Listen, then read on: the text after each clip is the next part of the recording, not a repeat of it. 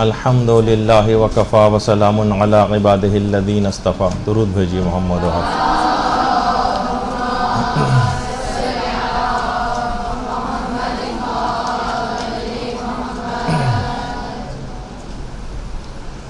جیسا کہ آپ سب لوگوں کے علم میں ہے کہ ماشاءاللہ رمضان شروع ہو چکا ہے، اور روزے کے جو مسائل ہم نے پچھلی کلاس میں شروع کیے تھے آج اس کو مزید آگے بڑھانا ہے.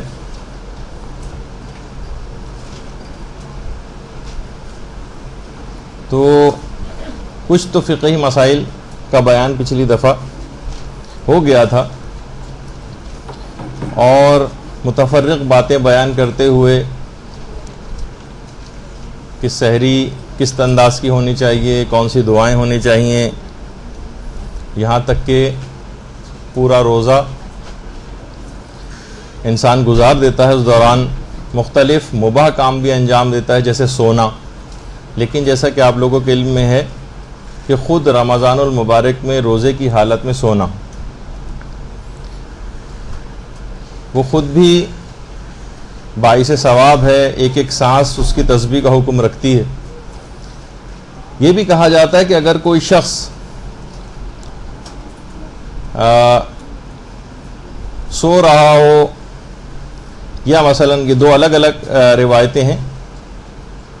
یا مثلا کوئی شخص بھول جائے کہ وہ روزے سے اور وہ کچھ کھا پی لے اور اسی طرح سے اپنے روزے کو تمام کر دے، تو اصل میں یہ پروردگار عالم نے اس کو کھلایا اور پلایا ہے. اور یہ بھی بات کہی جاتی ہے کہ جو شخص روزے ظہر کے وقت جو سو جاتا ہے حالت روزہ میں، تو پروردگار اس کو سوتے میں کھانا کھلاتا ہے اور پانی پلاتا ہے. یہی وجہ ہے کہ جب آپ سو کر اٹھتی ہیں دوپہر میں تو آپ دیکھتی ہیں کہ آپ کی بھوک اور پیاس بہت کم ہو چکی ہوتی. یہ ایک اس کا بڑا ایک فائدہ ہے، یعنی ہر لحاظ سے ہر منٹ اور ہر سیکنڈ اور ہر لحظہ پروردگار عالم آپ کو ثواب، فائدے، یہ سب کچھ دینا چاہتا ہے. اور عصر کے وقت علماء یہ فرماتے ہیں کہ انسان اگر غور کرے تو اس کی شہوت بھی بہت کم ہو جاتی، بولنے کی شہوت وہ کم ہو جاتی، کھانے پینے کی شہوت وہ کم ہو جاتی. تو علماء یہ فرماتے ہیں حتیٰ کہ بھوک کم ہو جاتی ہے، پیٹ کی جو شہوت ہے. تو علماء یہی فرماتے ہیں کہ اس کا مطلب ہے کہ یہ ہمارے پیٹ کی آواز بس یوں ہی سی ہے، اور ہمیں اس کا زیادہ اسیر نہیں ہونا چاہیے. یہی وجہ ہے کہ جو حالت روزہ میں جو بھوک آپ کو لگتی ہے، بھوک کو روایات میں سفید موت بھی کہا گیا، لیکن ایک ایسی چیز ہے جس سے دل نورانی اور سفید ہو جاتا ہے. تو حالت روزہ میں جو بھوک آپ کو لگ رہی ہے، پیاس آپ کو لگ رہی ہے، اس سب کا بہت زیادہ فائدہ آپ کو اپنی عمومی زندگی میں صحت کے اعتبار سے بھی اور روحانی اعتبار سے بھی وہ سب کچھ ملتا ہے. اور علماء یہ فرماتے ہیں کہ خصوصاً غیر شادی شدہ افراد کو روزہ رکھ کر عفت حاصل کرنا چاہیے.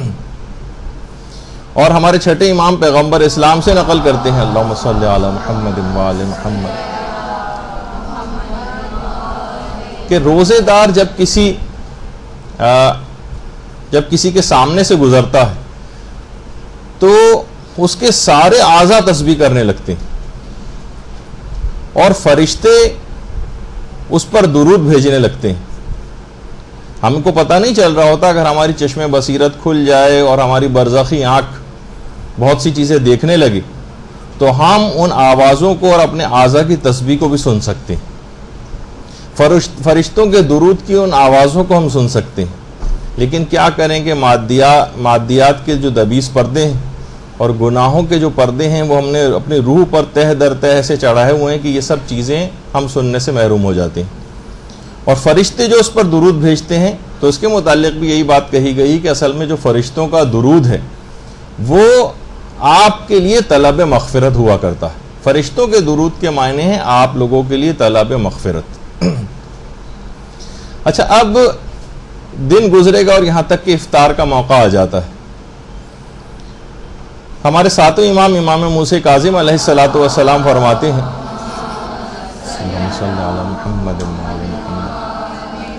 بلکہ اپنے والد سے یہ بات نقل کرتے ہیں کہ روزے دار کی ہر دعا وقت افطار قبول ہو جاتی. تو میں آپ کو ایک مشورتاً بھی ایک بات کہوں، عام طور پر انتظار کیا جاتا ہے یہاں تک کہ بالکل وقت آ جاتا ہے افطار کا، پھر لوگ آ کر دسترخوان پہ یا اس ٹیبل پر آ کر بیٹھتے ہیں افطار کے لیے۔ اگر آپ کوشش کر کے 10 سے 15 منٹ پہلے آ کر بیٹھ جائیں، پلیٹ وغیرہ بنانے کے لیے نہیں، جو چیزیں ہیں، مسئلہ آپ جو ہے اس وقت یہ کر سکتی ہیں کہ جو ساری آپ کی دعائیں ہیں، جو بھی آپ اپنے لیے اپنی مغفرت کے حوالے سے اور اپنے رشتہ داروں کے لیے جو بہت ساری دعائیں ہیں، اپنی دنیا اور آخرت کے لحاظ سے جو دعائیں ہیں، اس کے لیے پھر اتنا ٹائم بچتا نہیں ہے۔ جیسے ہی کیونکہ روزے کا وقت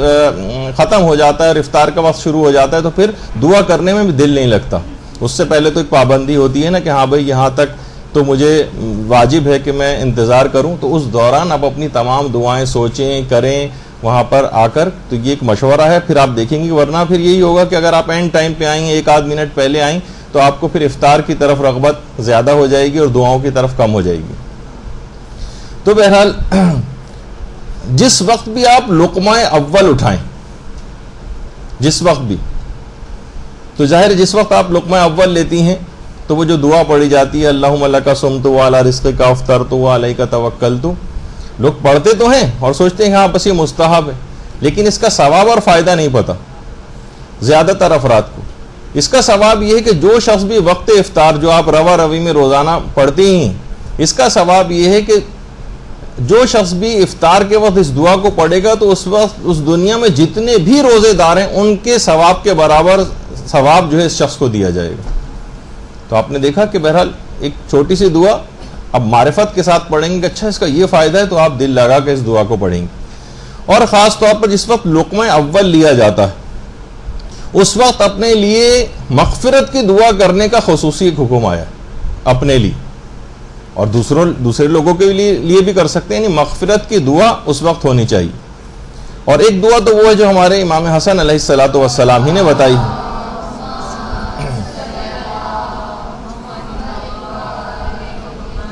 بہت سی جگہوں کے اوپر یہ دعا اس طرح سے لکھی ہوئی ہے بسم اللہ الرحمن الرحیم یا واسع المغفرت اغفر لی، کچھ جگہوں پہ ہے بسم اللہ اللہم یا واسع المغفرت اغفر لی۔ تو بہرحال دونوں طریقوں سے صحیح ہے، کوئی سی بھی آپ مغفرت کی دعا اس موقع پر اگر کریں گے تو وہ بہت ہی زیادہ آپ کو ثواب بھی دلوائے گی اور آپ کی پچھلی زندگی کے تمام گناہوں کو معاف کروا دے گی۔ اور ایک دعا وہ ہے کہ جس کے متعلق پیغمبر اسلام یہ بات بیان فرماتے ہیں کہ جو شخص بھی وقت افطار اس دعا کو پڑھے گا، جو بھی آپ کے سامنے ڈسپلے ہوگی اسکرین پہ، جو شخص بھی اس دعا کو وقت افطار پڑھے گا تو وہ گناہوں سے اس طرح سے باہر آ جائے گا جس طرح سے کوئی بچہ بطن مادر سے باہر آتا ہے، بالکل پاک و پاکیزہ حالت میں۔ اور ایک دعا تو یہ، اس کے بعد جو پیغمبر نے دعا بتائی وہ یہ یا عظیمو یا عظیمو انت الہی لا الہ غیرک اغفر لی الذنب العظیم فانہ لا یغفر الذنب العظیم الا العظیم۔ چھوٹی دعا اگر یہ لکھ کر جہاں آپ افطار کرتی ہیں وہاں لکھ کے لگا لیں تو اتنا زیادہ اس کا فائدہ ہے کہ جیسے ہی وقت افطار آپ اس دعا کو پڑھیں گے فوراً آپ کی پچھلی زندگی کی تمام گناہ بخش دیے جائیں گے۔ یہ ایک بہت اہم بات ہے، تو جتنا بھی ممکن ہو سکے آپ تیز رفتاری کے ساتھ اگر اس کو اتار لیں تو بہت ہی دیکھیے بہانے سے پروردگار عالم آپ کو فائدے دینا چاہتا ہے، آپ کی مغفرت کرنا چاہتا ہے۔ جب آپ نے دیکھا کہ صرف چند سیکنڈ ان دعا کو لگ رہے ہیں اور پوری زندگی گناہ معاف ہو رہے ہیں۔ جب بھی کہا گیا نا کہ وہ بدبخت ہے کتنا شخص وہ کہ جو رمضان کو پائے اور اپنی بخشش نہ کروا سکے، بدبخت ہی ہوگا نا جب اتنی چند سیکنڈ کے اعمال کر کے اور انسان اپنی عاقبت کو بخیر کر سکتا ہے، اس کے باوجود وہ اپنے آپ کو بخشوا نہ سکے۔ میں نے اتنا ٹائم اس وجہ سے اس میں یوں لگایا تاکہ آپ کم سے کم اس دوران یہ دعا اتار لیں، اور امید ہے کہ آپ نے اتار لی ہوگی۔ اور ایک اور دعا بھی ہے بسم اللہ اللہم لک صمنا وعلی رزقک افطرنا فتقبل منا انک انت السمیع العلیم۔ اچھا یہ آپ مفاتی وغیرہ کے اندر بھی دیکھ لیجئے گا یا جو اور جگہوں کے اوپر ہیں، لیکن کیونکہ اگر اتنا وقت نہیں ہے ابھی ہمارے پاس، جلدی سے اتار لیں، میں چند سیکنڈز آپ کو اور دے دیتا ہوں کیونکہ گفتگو بہت ابھی آگے بڑھنی ہے اور بہت سی باتیں بیان ہونا ہے۔ اچھا، اب جن خواتین نے اتار لی ہے وہ بعد میں ایک دوسرے سے شیئر کر لیں، کیونکہ اتنی دیر ہم نہیں لگا سکتے ان پہ۔ اچھا، اس کے بعد ظاہر ہے اب جب ہم نے کہا کہ افطار جب کرنا شروع کیا، اب ظاہر ہے پھر آپ پوچھیں گے افطار کا مینیو کیا ہونا چاہیے۔ تو ویسے تو سب کو پتا ہے، کھجور کے سب ثواب اور فائدے آپ کو پتا ہوتے ہیں، لیکن بہت سارے افراد کے حوالے سے بات کہوں خیر کہ خود پانی سے افطار کرنا، بہت زیادہ ٹھنڈا پانی تو نہیں، وہ تو آپ لوگوں کی شاید رمضان کی غلطیوں کے حوالے سے ڈاکٹر علیم کی جو کلاس ایک انٹرنیٹ کے اوپر بھی اویلیبل ہے، تو وہاں سے بھی آپ دیکھ سکتے ہیں کون کون سی غلطیاں رمضان میں ہوتی ہیں۔ اس میں ٹھنڈا پانی بھی ایک لحاظ سے ویسی ایک طبی غلطی کے طور پر انہوں نے اس چیز کو پیش کیا ہے، لیکن بہرحال پانی سے افطار کرنا اس کی بھی بہرحال ایک امپورٹنس ہے، اور روایات میں یہ کہا گیا ہے کہ اگر کوئی شخص پانی سے روزے کو افطار کرتا ہے تو پانی کا کام دیکھیے کیا ہے، دھو دینا، تو یہ دل کے گناہوں کو دھو کر رکھ دیتا ہے یہ عمل پانی سے افطار کرنا۔ تو کبھی کھجور سے افطار کر لیں، کبھی نمک سے افطار کر لیں، اور کبھی پانی سے افطار کر لیں، کبھی کسی اور پھل سے بھی افطار ہو سکتا ہے، لیکن بہرحال یہ کہ جو ظاہر ثواب اور فائدے زیادہ دلانے والی چیزیں ہیں، کھجور کی تو لوگوں کو معلوم ہی ہوتے ہیں اس کے فضائل وغیرہ، لیکن بہرحال پانی کی طرف سے کہ شاید نیم گرم پانی اور زیادہ طبی اعتبار سے فائدہ پہنچانے والی چیز ہے، لیکن یہ کہ کوئی شخص ٹھنڈا بھی پینا چاہے تو مرضی ہے اس کی بہرحال۔ اچھا، اسی طرح سے بہت سے پھل ایسے ہیں، دیکھیے پیغمبر اسلام کا ایک طریقہ تھا، جب بھی کوئی موسم کا کوئی پھل پیغمبر کے پاس یا کوئی میوہ آیا کرتا تھا، پیغمبر اس کو سونگھتے تھے، اس کو چومتے تھے، اور بہت سے پھلوں کو آنکھوں سے بھی لگاتے تھے، اور اس وقت کوئی دعا بھی پڑھتے تھے۔ اور امیر المومنین حضرت امیر المومنین علیہ الصلوۃ والسلام، اللہم صلی علی محمد وعلی محمد، وہ جو بات مشہور ہے کہ انار کا ایک ایک دانہ کھایا کرتے تھے اور کہتے تھے کہ یہ جنت کا پھل ہے، اور انار 40 روز تک دل کو نورانی رکھتا ہے۔ اگر افطار کے اندر یہ بھی شامل کر لیں، ایک تو ویسے ہی حالت روزہ میں اتنی برکتیں آپ کو حاصل ہو رہی ہیں اور نورانیت پیدا ہو رہی ہے، انار اس میں سونے پہ سہاگا کا کام کرے گا، اور 40 روز تک آپ کے دل، ایک انار آپ کے دل کو نورانی کرتا ہے۔ اور اگر کوئی شخص جمعے کے دن 2 انار کھا لے، جمعے کے دن 2 انار، تو 80 دنوں تک اس کا دل جو ہے وہ نورانی رہتا ہے۔ اور یہ بھی روایت میں بات آئی ہے کہ پیغمبر اسلام کو کوئی بھی پھل انار سے زیادہ پسندیدہ نہیں تھا۔ تو اگر کہیں سے یہ بھی اویلیبل ہو سکے، عام طور پر افطاروں میں ہم نے انار وغیرہ کم ہی دیکھے، لیکن یہ ہے کہ اگر موسم ہو کسی جگہ اور اویلیبل ہو سکتے ہوں یہ پھل، تو ضرور جو ہے وہ کھائے جائیں۔ اچھا، کوئی اور بھی پھل، انار کا تو آپ نے سن ہی لیا، لیکن اور بھی جو پھل ہیں وہ بھی بہرحال وہ بھی کھائے جا سکتے ہیں۔ بلکہ روایت میں یہ بات آئی ہے کہ اگر کوئی شخص کسی بھی پھل کو اس نیت سے کھائے کہ یہ پھل پیغمبر اسلام کو پسند تھا،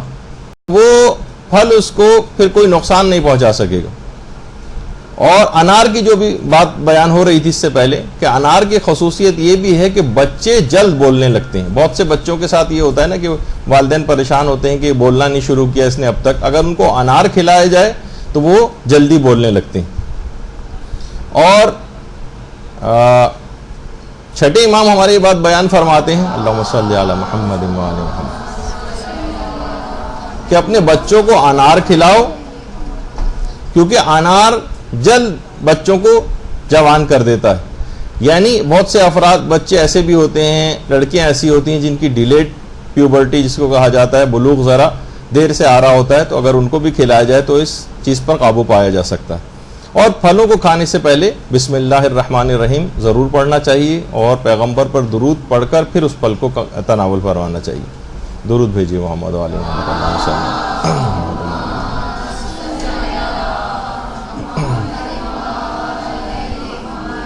تو بچوں کے اعتبار سے بھی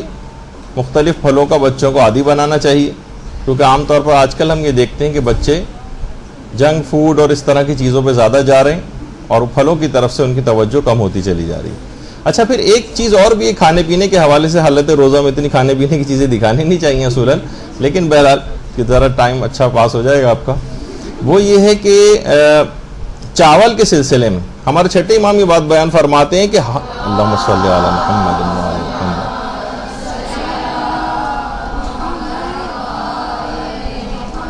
کہ ہر چیز میں شفا بھی ہے اور تکلیف بھی ہے۔ لیکن چاول ایک ایسی چیز ہے جس میں صرف شفا ہی شفا ہے، تکلیف کوئی بھی نہیں. بہت سے حکیم حضراتوں کو ہو سکتا ہے کہ اس کے اوپر اعتراض ہو، لیکن یہ کہ بہرحال بہت سی روایت میں اس طرح سے بات بیان ہوئی. اور امام فرماتے ہیں کہ ہم اپنے بیماروں کا علاج چاول کے ذریعے کرتے ہیں. تو ایک بات یہ ہوئی، اور بہت سی آپ کو پتہ ہے کہ روایت میں یہ بات بھی آئی ہے کہ دیکھیے بہت زیادہ جو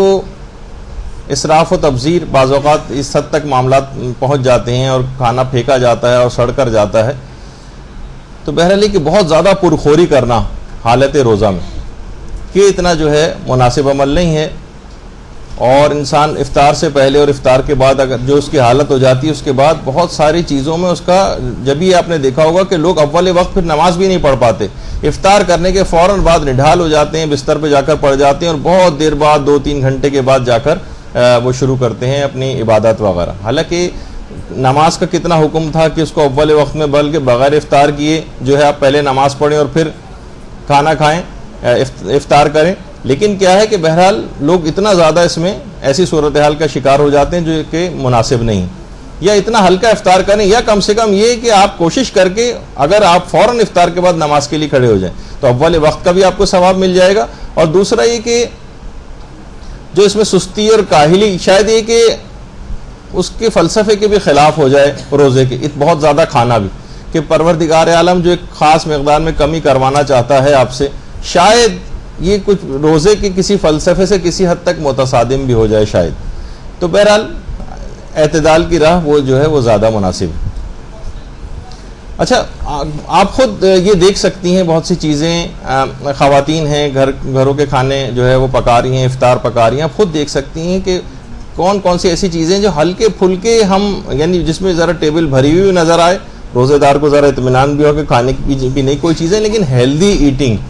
یہ اگر ہو تو آپ یہ خود دیکھیں جو مناسب ہو، کیونکہ بہت زیادہ تلی ہوئی چیزیں اور یہ سب کچھ نقصان کرتی ہیں، اور اس کے بعد بہت سے لوگ بیمار بھی ہو جاتے ہیں اور پھر اگلے روزے بھی اس طرح سے چھوڑنے پڑ جاتے ہیں ان کو. اچھا، اب دیکھیے جتنی بھی اس قسم کی چیزیں ہیں ان سب کے متعلق ہے کہ یہ تمام کھانے جو آپ کھا رہی ہیں، اس سے پہلے بھی ایک دفعہ ذکر ہو چکا، تو ہر سال میں اس کا بار بار ذکر کرتا ہوں یہ بات یاد دہانی کے لیے کہ جو چیز آپ زیادہ کھائیں گی وہ ویسے ہی اثرات آپ کے اوپر ڈالے گی. وہ چیز گوشت کھانے کے جو زیادہ عادی ہو جاتے ہیں وہ بہت شقی القلب ہو جاتے ہیں، یعنی سخت دل ہو جاتا ہے ان کا. جو مرغی کھانے کے بہت زیادہ عادی ہوتے ہیں ان کے ساتھ مسئلہ یہ ہوتا ہے کہ ان کے اندر مرغیوں جیسی صفات پیدا ہونے لگتی ہیں. آج کل چکن بہت زیادہ کھائی جاتی ہے نا، انسان ہر وقت بس جس طرح ایک مرغی ہے وہ ہر وقت دانے چگنے کی فکر کے اندر رہتی ہے، تو انسان بھی بس ہر وقت پیسہ کمائی یا کھانے پینے کے چکر میں رہتا ہے. اب دیکھتے ہیں کہ کتنے کھاتے پیتے افراد ہوتے ہیں، لیکن کھانوں میں کسی محفل کے اندر جاتے ہیں اور کسی شادی کی تقریب میں جاتے ہیں، جب کھانا کھلتا ہے تو کیسا بھاگ کے جو ہے جیسے جو یلغار ہو جس طریقے سے آواز لگائی جاتی ہے اس طرح سے کھانے کے اوپر ٹوٹ پڑتے ہیں. تو وہی خصوصیات اس کے اندر پیدا ہونے لگتی ہیں. ہر چیز اگر اعتدال میں کھائیں گے تو وہ خصوصیات پیدا نہیں ہوں گے، جیسے مرغی کی خصوصیات. اسی طریقے سے جہاں پہ سور زیادہ کھایا جاتا ہے ان کے اندر سور جیسی خصوصیات پیدا ہونے لگتی ہیں، جیسے بے غیرتی جس کے اندر سر فہرست ہے. باہر جو کافر ممالک ہیں اس میں جو سور کھانے والے افراد ہیں، یہ ایک چیز ان کے اندر پیدا ہونے لگتی ہے. شقی القلب، جیسے کہ آپ نے گوشت کھانے سے انسان زیادہ بن جاتا ہے. اس سے زیادہ فی الحال کوئی شقی القلب ہم کو نظر نہیں آیا جس کو پھانسی ہو چکی ہے، صدام حسین. لیکن بہرحال یہ کہ بہت سی چیزیں کہ مرغوب ترین اس کا یہ تھا کہ ہر وقت گوشتی کا مثلا کھاتا رہتا تھا. جو شخص بھی بھیڑ کا گوشت کھاتا ہے اس کے متعلق ہے کہ اس کے اندر بزدلی کی ایک صفت پیدا ہونے لگتی، یعنی جو آپ کھائیں گے ویسی صفت آپ کے اندر پیدا ہونے لگے گی. اونٹ کھانے والے افراد زیادہ تر عرب افراد ہیں، اونٹ کی کینہ پروری اور دشمنی بڑی مشہور ہے، تو وہی خصوصیات ان کے اندر پیدا ہونے لگتی ہیں جو بھی چیز کا آپ استعمال کریں گے. یا جیسے کہا جاتا ہے کہ بہت سارے آپ نے دیکھا ہے کہ بنگلہ دیش وغیرہ کے علاقے کے بہت سارے افراد جو کہ مچھلی وغیرہ زیادہ کھاتے ہیں، تو وہ اسی طریقے سے اس طرح مچھلیاں ایک جھمگٹے کے اندر رہتی ہیں، اوور کراؤڈڈ پلیسز کے اندر، وہ ہمیں جو ہے وہ زیادہ اس طرح سے رہتے ہوئے نظر، یعنی کوئی نہ کوئی جھلک ان کے اندر اس چیز کھانے کی ان کے اندر نمایاں ہوتی ہے کہ جو وہ جو زیادہ کھاتے ہیں. تو بہرحال انسان کو چاہیے کہ کوشش کرے کہ وہ ہر چیز اعتدال میں کھائے، کیونکہ اگر ہم یہ دیکھتے ہیں کہ بہت سارے افراد جو طبی اعتبار سے بھی جو گوشت زیادہ کھاتے ہیں ان کو بڑی آنت کا کینسر سب سے زیادہ ہوتا ہے. اور ہندو حضرات کے جو کہ ویجیٹیرین ہوتے ہیں اور صرف سبزیاں وغیرہ کھاتے ہیں یا دالیں وغیرہ کھاتے ہیں ان کو سیروسس آف لیور یعنی جو ان کا جگر ہوتا ہے وہ سکڑ جاتا ہے، خاص بیماری وہ ان کو لاحق ہو جاتی ہے. یعنی ہر چیز کی افراط و تفریط، چاہے مکمل ویجیٹیرین بن جائیں یا گوشت خور بن جائیں، ہر لحاظ سے وہ صفات آپ کے اندر پیدا ہونے لگیں گی. تو بہرحال جب بھی روایت میں یہ بات آتی ہے کہ اگر تم قبرستان جاؤ اور وہاں کے مردوں سے جا کر یہ بات پوچھو کہ وہ کس بیماری کے سبب یہاں پر پہنچے ہیں، تو زیادہ تر یہ کہیں گے کہ ہم اپنے پیٹ کی خرابی سے، نظام ہاضمہ کی خرابی کے باعث، یعنی قضاء و قدر سے، حکم پروردگار سے اتنے مرنے والے نہیں ہیں، جو خود کھانوں کے ذریعے اس انداز سے جو ہے بیمار ہو کر قبرستانوں کے اندر مکین ہو چکے ہیں. اور یہ بھی پیغمبر فرماتے تھے کہ خدا کے نزدیک بھرے ہوئے پیٹ سے زیادہ کوئی بھی دشمن روزے دار کا نہیں. یعنی اگر بہت زیادہ انسان ٹھوس لے تو حقیقت یہ ہے کہ روزے کے فلسفے سے کسی حد تک یہ بات متصادم ہو سکتی. اچھا، اب یہ بھی کہنے کا مقصد نہیں کہ انسان کچھ نہ کھائے، بلکہ وہ دیکھے کہ ہیلدی ایٹنگ جو ہے وہ کیا ہوتی ہیں، وہ آپ کو خود اپنے طور پر دیکھنا ہے، کیونکہ بہرحال یہ مہمانی خدا ہے، اس میں غریب سے غریب آدمی بھی کوئی بھوکا نہیں رہ سکتا. اس میں پروردگار کی طرف سے ایک ایسی میزبانی ہو رہی ہوتی ہے. اچھا، اب بہت سی افطار پارٹیاں بھی ہوتی ہیں، بشرطہ ان کا مقصد اپنا پی آر بنانا نہ ہو، بشرطہ ان کا مقصد جو ہے کوئی اس طرح کا نہ ہو، کوئی دنیا دکھاؤ، ورنہ خود افطار کرانے کا بہت زیادہ ثواب، یعنی کہ وہ روزے دار کا بلکہ ثواب اور اجر پاتا ہے کہ جو شخص روزے داروں کو افطار کرواتا ہے. اور یہاں تک روایت میں یہ بات آئی ہے کہ روزے دار کو افطار کرانا اور خوش کرنا خود اصل میں روزہ رکھنے سے بھی زیادہ افضل عمل. یہ بھی روایت میں آتا ہے نا کہ دنیا میں مومن کے لیے تین خوشیاں، ایک تو اپنے مومن بھائیوں کو دیکھنے کی خوشی، یہ واقعی خوشی، ایک ہے آخر شب میں بیدار رہنے کی خوشی، اور ایک ہے افطار کرانے کی خوشی. تو بہرحال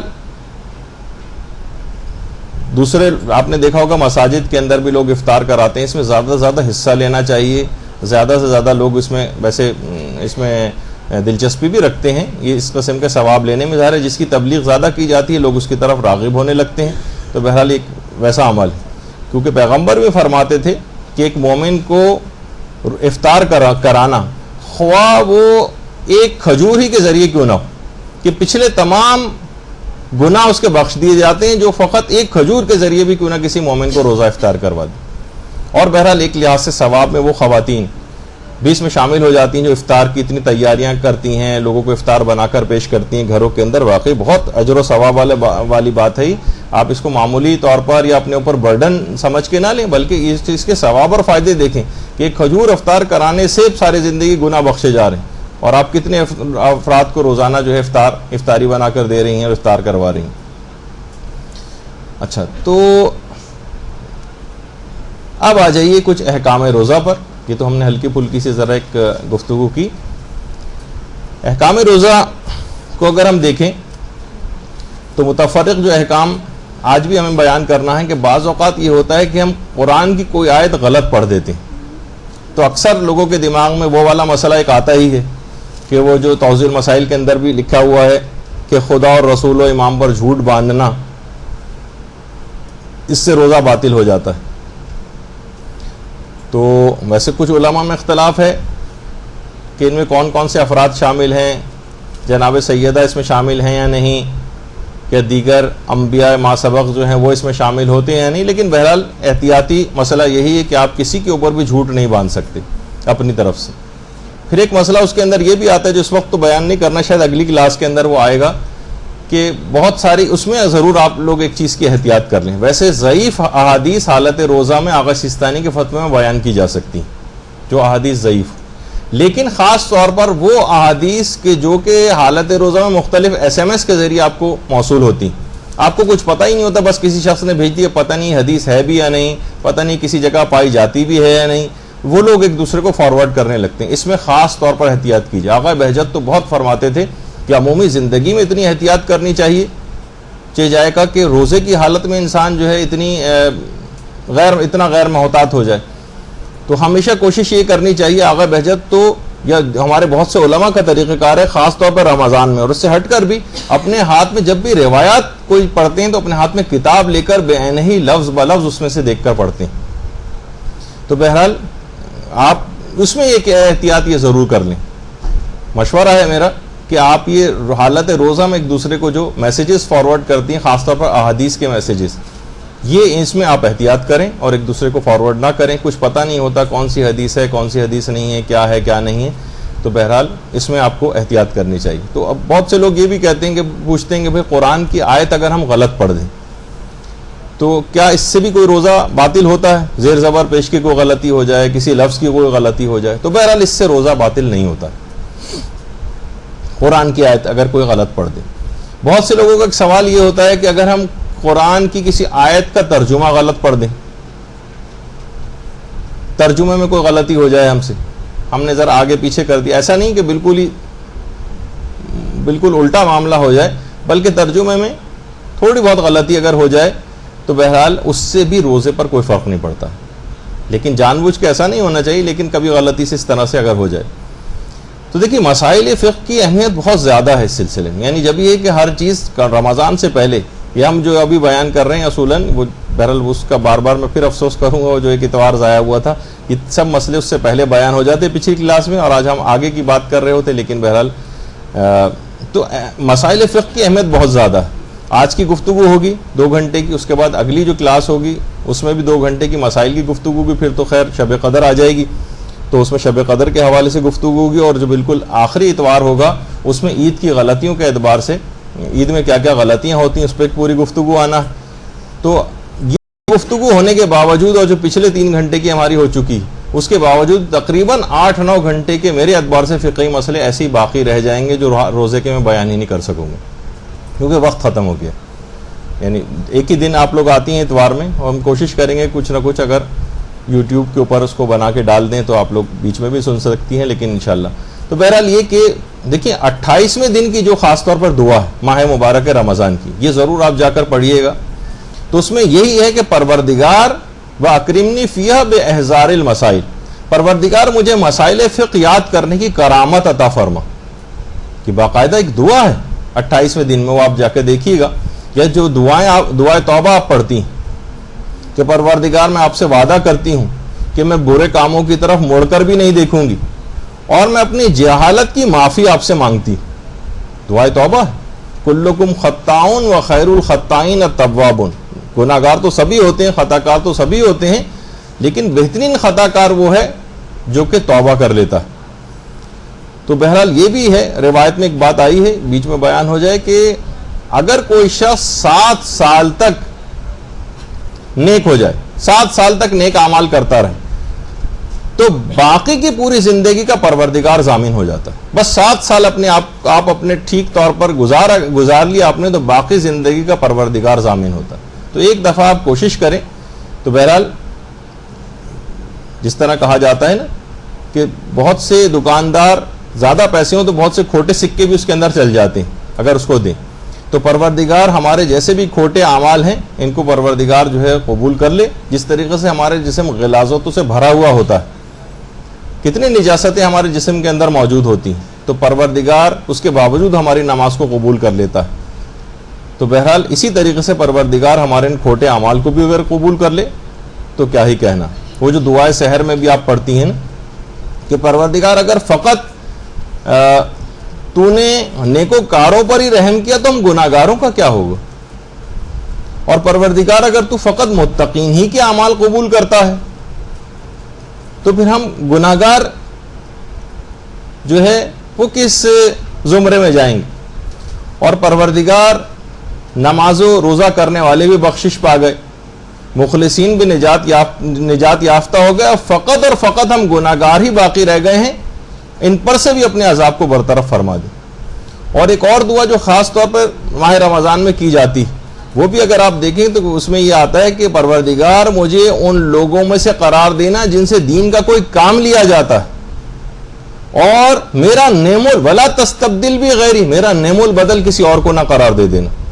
دیکھیے بہت ساری ایسی ذمہ داریاں بعض اوقات ہو سکتا ہے مدرسے کی طرف سے کوئی ذمہ داری آپ کو ملے، کوئی اور اپنے علاقے میں درس کرا آپ کو کوئی ذمہ داری ملے، کوئی اور دینی خدمت جو ہے وہ پروردگار آپ سے لے رہا ہو، لیکن انسان ذرا متکبر ہو جائے، ذرا اپنے آپ کو کچھ سمجھنے لگے، ذرا اس کی توجہ اس طرف ہو جائے کہ میں ہی ہوں جس سے دین کا فلاں کام چل رہا ہے، تو پروردگار یہ عام طور پر ملتا ہے۔ علماء فرماتے ہیں کہ اگر کوئی شخص اپنے آپ میں منحصر سمجھنے لگے تو پروردگار اس شخص کو وہاں سے ہٹا دیتا ہے اور اس کی جگہ کسی دوسرے شخص کو لے آتا ہے۔ جب بھی دعاؤں میں رمضان کی ولا تستبدل بھی غیری، پروردگار میرا نعم البدل کسی اور کو قرار نہ دے دینا، کیونکہ ٹھیک ہے دین کا کام تو چلتا رہے گا لیکن آپ سے وہ کام لے لیا جائے گا اور آپ کسی فضول کام کی طرف ہو سکتا ہے کہ آپ کی توجہات ہو جائیں،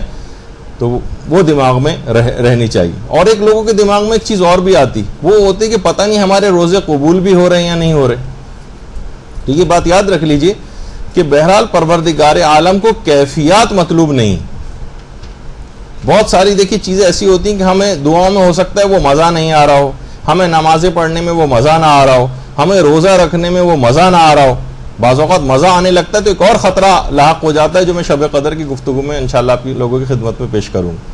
کیفیات پروردگار کو مطلوب نہیں۔ بعض اوقات ہم یہ سوچتے ہیں کہ یہ تو جس طرح گن پوائنٹ پہ روزہ رکھوایا جا رہا ہے ہم اس طرح سے روزہ رکھ رہے ہیں، نمازیں گویا ایسے ہی پڑھ رہے ہیں، فجر کی نماز تو ایسے ہی پڑھتے نظر آتے ہیں کہ جیسے بہت ہی مجبوری کی حالت میں پڑھی جا رہی ہے۔ تو علماء یہ فرماتے ہیں کہ پروردگار کو اس طرح کی کیفیات مطلوب نہیں، ہو جائے تو بہت اچھا ہے، مزہ آنے لگے، آپ کی خود دل چاہنے لگے آپ کا، وہ تو ایک الگ ایک عرفانی وہ ہے، لیکن بہرحال اس سے آپ کی قبولیت روزہ پر یا قبولیت دیگر عبادات کے اوپر کوئی فرق نہیں پڑتا ہے، کیونکہ آپ دیکھتے ہیں کہ شیطان آپ کے مزاحم ہوتا ہے، آپ کو روکتا ہے کہ آپ روزہ نہ رکھیں، آپ نماز نہ پڑھیں، آپ کا نفس آپ کو مجبور کرتا ہے کہ آپ یہ والے کام نہ کریں، لیکن پھر بھی آپ کام کرتی چلی جا رہی ہیں۔ آپ کی عادت بھی نہیں ہوتی اس طرح سے بھوکے پیاسے رہنا، آپ اپنی عادت کے خلاف آپ کام کرتی ہیں۔ آپ کی طبیعت اس طرف مائل نہیں ہوتی لیکن اپنی طبیعت کے خلاف آپ کام کرتی ہیں۔ گرمیاں ہیں، گرمیوں میں انسان زیادہ پانی پیتا ہے، زیادہ اس کو پیاس لگتی ہے، لیکن آپ اس کے باوجود بھی حکم پروردگار میں اس پیاس کو بھی برداشت کر رہی ہیں۔ اس کے معنی، اور مسلسل آپ روزے رکھ رہی ہیں، اس کے معنی یہ ہیں کہ توفیق آپ کو نصیب ہو رہی ہے اور یہ پروردگار عالم کی طرف سے ہے، اور یہ اس بات کی دلیل ہے کہ پروردگار آپ کے تمام روزوں کو قبول کر رہا ہے۔ اس میں کسی بھی طرح کے لوگ عام طور پر اس طرح سے افراط و تفرید کا بعض اوقات شکار ہو جاتے ہیں کہ کیا نماز ہے آپ کی اور کیا روزہ ہے آپ کا۔ ایک حد تک تو بات صحیح بھی ہوتی ہے کہ گناہوں کے ساتھ اگر یہ نماز روزے کیے جا رہے ہیں، لیکن اگر کوئی شخص کر بھی رہا ہے تو ایک اس طرح سے ایک بے یقینی کسی کیفیت اور بس پروردگار سے گویا ہر وقت سوء ظن رکھنا کہ ہمارے کسی عمل کو قبول ہی نہیں کرنے والا ہے، تو یہ انسان کو عبادات سے روک دینے والا عمل بن جاتا ہے۔ تو آپ کو بار بار اس بات کی توفیق اگر مل رہی ہے تو اس کی بات کی دلیل ہے کہ روزہ آپ کا مقبول ہو رہا ہے۔ نماز کی آپ کو توفیق مل رہی ہے، آپ چاہے دل چاہے نہ چاہے ہر صورت میں الارم لگا کے اٹھ رہی ہیں، نیند کے غلبے میں آپ اٹھ رہی ہیں، پھر بھی آپ نماز پڑھ رہی ہیں، اس کے معنی ہے کہ آپ کو توفیق مل رہی۔ دیکھیے کوئی شخص اگر بار بار آپ کے گھر آئے تو 2 3 4 دفعہ تو آپ شرما حضوری میں برداشت کر لیں گی، لیکن اگر آپ کو اس کا آنا پسند نہیں ہوگا تو 5ویں دفعہ آپ اس کو ضرور منع کر دیں گی کہ نہیں بھائی آپ ہمارے گھر نہ آیا کریں۔ تو پروردگار کی بارگاہ میں بار بار حاضر ہونا یہ توفیق ملنا اس بات کی دلیل ہے کہ اس کو آپ کی اپنی بارگاہ میں آمد قبول ہے اور مقبول ہے۔ اس وجہ سے آپ کو اس چیز کی طرف خود بخود آپ کا دل ہو رہا ہے اور آپ چاہتی ہیں کہ وہ عمل آپ انجام دے دیں۔ اسی طریقے سے علم دین کے لیے بھی آنا، یہاں پر بار بار آنا، یہ بھی دلیل ہے اس بات کی کہ علم کی ایک تڑپ اور ایک فکر جو ہے وہ آپ لوگوں کے اندر پائی جاتی۔ تو بہرحال یہ بڑی قابل ستائش بات ہے۔ کتنی خواتین آپ دیکھتی ہیں معاشرے کے اندر جو اس وقت گھروں میں پڑے ہوئے سو رہے ہیں افراد۔ میں ویسے سونے کے لحاظ سے مذمت نہیں کر رہا، سونا بھی رمضان میں عبادت ہے، لیکن ایک لاپرواہی والی زندگی جو ہوتی ہے، ایک مسئولیت ہوتی ہے، معاشرے کے اندر کوئی کام کرنا ہے، علم حاصل کرنا ہے، اپنے اخلاق و کردار کو سنوارنا ہے، گھر والوں کو سنوارنا ہے، ان کے اخلاق و کردار کو اس لحاظ سے آنا ہے، خود بہت بڑا ایک فائدہ، ثواب اور ایک عظمت جو ہے وہ آپ کو دلواتا ہے۔ اچھا، اب ایک مسئلہ یہ بھی تھا، یہ پچھلی دفعہ بیان ہو گیا تھا ویسے، کہ اگر کسی شخص پر رمضان کا کوئی قضا روزہ ہو تو کیا وہ مستحبی روزہ رکھ سکتا ہے؟ تو جواب ہے، وہ آپ سن چکی ہیں اس سے پہلے، کہ وہ مستحبی روزہ نہیں رکھ سکتا، تفصیل تو پچھلی دفعہ آ گئی تھی۔ اس کے بعد ایک اور مسئلہ پیش آتا ہے کہ اگر کوئی اور واجب روزہ واجب الادا ہو، مثلا یعنی رمضان کا کوئی قضا تو آپ پر نہ ہو لیکن کوئی اور سا روزہ آپ پر واجب ہو، مثلا آپ نے کوئی نظر کی تھی میرا فلاں کام ہو گیا تو میں روزہ رکھوں گی، یا آپ نے قسم کھائی تھی یا کوئی کفاروں کے روزے آپ کے اوپر موجود ہیں. قضا تو آپ نے اپنی اتار دی, لیکن وہ ابھی آپ آگے چل کر تفصیل سنیں گی کہ کفارہ عمدی جو عمدن جو روزہ افطار کرنا جو عام طور پر لوگ روزے چھوڑتے ہیں, ان کا جو کفارہ ایک روزے کے بدلے 60 روزے رکھنا پڑتے ہیں, تو وہ کفارے کے روزے آپ پر موجود ہیں. تو کیا جن پر کوئی اور قضا روزہ ہو, مثلا نظر کا روزہ ہو, قسم کا روزہ ہو, یا کفارے کا کوئی روزہ ہو, کیا وہ مستحبی روزہ رکھ سکتا ہے؟ تو آغا سیستانی فرماتے ہیں کہ جی ہاں, اگر رمضان کا کوئی قضا روزہ نہیں تو وہ کوئی اور واجب روزہ ہے, نظر کا ہے, قسم کا ہے, کفارے کا ہے, تو وہ مستحبی روزہ رکھ سکتا ہے. البتہ امام خمینی کے فتوے میں اور آیت اللہ خامنائی کے فتوے میں وہ یہ مستحب روزہ یہ شخص بھی نہیں رکھ سکتا جس پر رمضان کے علاوہ بھی کوئی واجب اس کی گردن پر. تو یہ یہاں پر فقہا میں ذرا ایک اختلاف بھی تھا فتاوا میں, تو وہ آپ کی خدمت میں پیش, لیکن آغا سیستانی اس کی اجازت دیتے ہیں. لیکن رہبر معظم اور امام خمینی فرماتے تھے کوئی اور واجب الادا اس کے اوپر روزہ اگر موجود ہو جو کہ واجب ہو اس کے اوپر, جیسے نظر, قسم یا کفاروں وغیرہ کے, تو وہ بھی مستحب روزہ نہیں رکھ سکتا. اچھا, پھر اس کے بعد ایک مسئلہ یہ ہوتا ہے کہ اگر کوئی قضا روزہ ہو, ادا روزے کی بات نہیں ہو رہی, قضا روزہ, ظہر سے پہلے کہ ہم قضا روزے کو جان بوجھ کر توڑ سکتے ہیں؟ تو اس کا جواب ہے کہ جی ہاں. اگر آپ نے کوئی قضا روزہ رکھا ہوا ہے اور ظہر سے پہلے آپ کا ارادہ تبدیل ہو جائے کہ بھائی میں جو ہوں اب دل نہیں چاہ رہا میرا, گرمی بہت زیادہ ہو رہی ہے, فلاں جگہ جانا پڑ رہا ہے, تو چلو میں روزہ توڑ دوں. قضا روزے کو ظہر سے پہلے جان بوجھ کر بھی توڑا جا سکتا ہے, ظہر سے پہلے, اور اس کا نہ کوئی کفارہ ہے. البتہ بس آپ کو وہ جو آپ نے توڑا ہے روزہ, جو قضا ابھی بھی آپ کی گردن پر ہے, اس کو کسی اور دن آپ کو رکھنا پڑے گا. تو قضا روزے کو ظہر سے پہلے جان بوجھ کر توڑا جا سکتا ہے. لیکن اگر آپ نے قضا روزے کو ظہر کے بعد جان بوجھ کر توڑا, کہ تو کیا اجازت ہے اس کی؟ سب سے پہلے تو یہ ہوگا کہ اس کی اجازت بھی آپ کو ہے یا نہیں.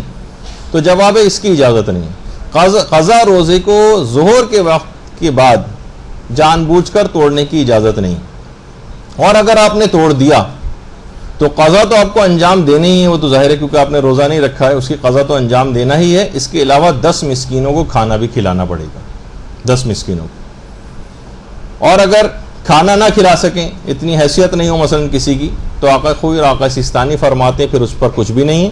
بس وہ ایک قضا ہی بعد میں جو ہے انجام دے لے, کیونکہ وہ کھانا کھلانے کی اس میں طاقت نہیں ہے, مالی حیثیت اتنی نہیں.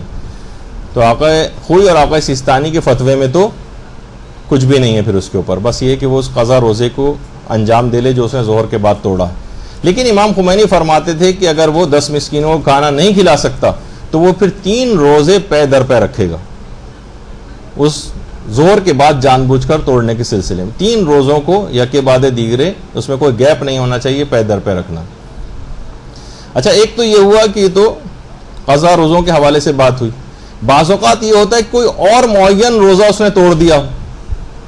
جیسے نظر کا روزہ, اس نے کسی معین دن میں کہ میں فلاں دن مثلا جمعے کے دن میرا فلاں کام ہو گیا تو میں جمعے کے دن روزہ رکھوں گی, اور اس نے نظر شرعی صیغہ اس کا باقاعدہ پڑھا تھا اور اپنے اوپر واجب اس طرح سے کیا تھا, وہ اگر اس نے توڑ دیا معین روزہ, تو امام خمینی فرماتے ہیں کہ اس کا تو وہی کفارہ ہے کہ جو کہ رمضان کے روزے کو عمدن چھوڑنے کا کفارہ, یعنی ایک روزے کے بدلے 60 روزے اگر اس نے کوئی معین واجب روزہ اس طرح سے توڑا. لیکن آقا سیستانی یا مثلا مرحوم آیت اللہ خوئی جو فرماتے تھے, وہ کہتے تھے یا تو غلام آزاد کرو, جو کہ ظاہر اس وقت اس زمانے میں پاسبل نہیں ہے, یا پھر 10 مسکینوں کو کھانا کھلاؤ, یا اگر 10 مسکینوں کو کھانا نہیں دے سکتے تو یا یہ کہ نہیں دینا چاہتے یا اویلیبل نہیں ہے تو 10 مسکینوں کو کپڑے پہناؤ, یا تو 10 مسکینوں کو کھانا یا 10 مسکینوں کو کپڑے. اور یہ بھی نہ کر سکو تو 3 روزے آقا سیستانی فرماتے ہیں مسلسل رکھنا پڑیں گے, اور آقا خوئی فرماتے تھے کہ روزے مسلسل رکھنے کی ضرورت نہیں ہے, گیپ دے کے بھی رکھے جا سکتے ہیں. بعض اوقات دیکھیے مسائل فقہ کے اندر یہی ہوتا ہے کہ بڑے اس میں ضروری بھی نہیں کہ بالکل ابھی سنتے ہی آپ کو پورے ذہن نشین بھی ہو جائیں, کاپیوں میں اچھی طرح سے نوٹ کر لیں, اس کے بعد جب موقع آئے تو نکال کے دیکھ لیں, اور کہیں بتانے کا مسئلہ ہو تو پھر آپ کو باقاعدہ یاد بھی کرنا پڑیں گے. یعنی اگر کوئی معین روزہ آپ نے توڑا, کوئی مقررہ روزہ کہ فلاں دن ہی میں رکھوں گے اور اسی دن آپ نے توڑ دیا, تو امام خمینی تو فرماتے ہیں کہ وہی 60 روزے والا کفارہ جو ہے وہ کرنا پڑے گا اس کو, جس کی تفصیل ابھی آگے چل کر بھی آئے گی. اور آقا سیستانی اور آقا خوئی فرماتے ہیں کہ 10 مسکینوں کو کھانا یا 10 مسکینوں کو کپڑے پہنانا. یہ بھی نہ کر سکو تو آقا سیستانی فرماتے ہیں 3 روزے مسلسل رکھو, اور آقا خوئی کہتے تھے کہ مسلسل رکھنے کی ضرورت نہیں, گیپ دے کے بھی رکھے جا سکتے ہیں. اچھا, اب اگر کوئی شخص جان بوجھ کر کسی نے روزے نہیں رکھے, جیسے کہ پچھلی دفعہ بھی بات بیان ہوئی تھی کہ بہت سارے افراد اس طرح سے ہوتے ہیں کہ جناب نہیں رکھ رہے روزے, معمولی سے نزلہ ہو گیا روزہ چھوڑ دیا, ہلکی سی کھانسی ہوئی روزہ چھوڑ دیا,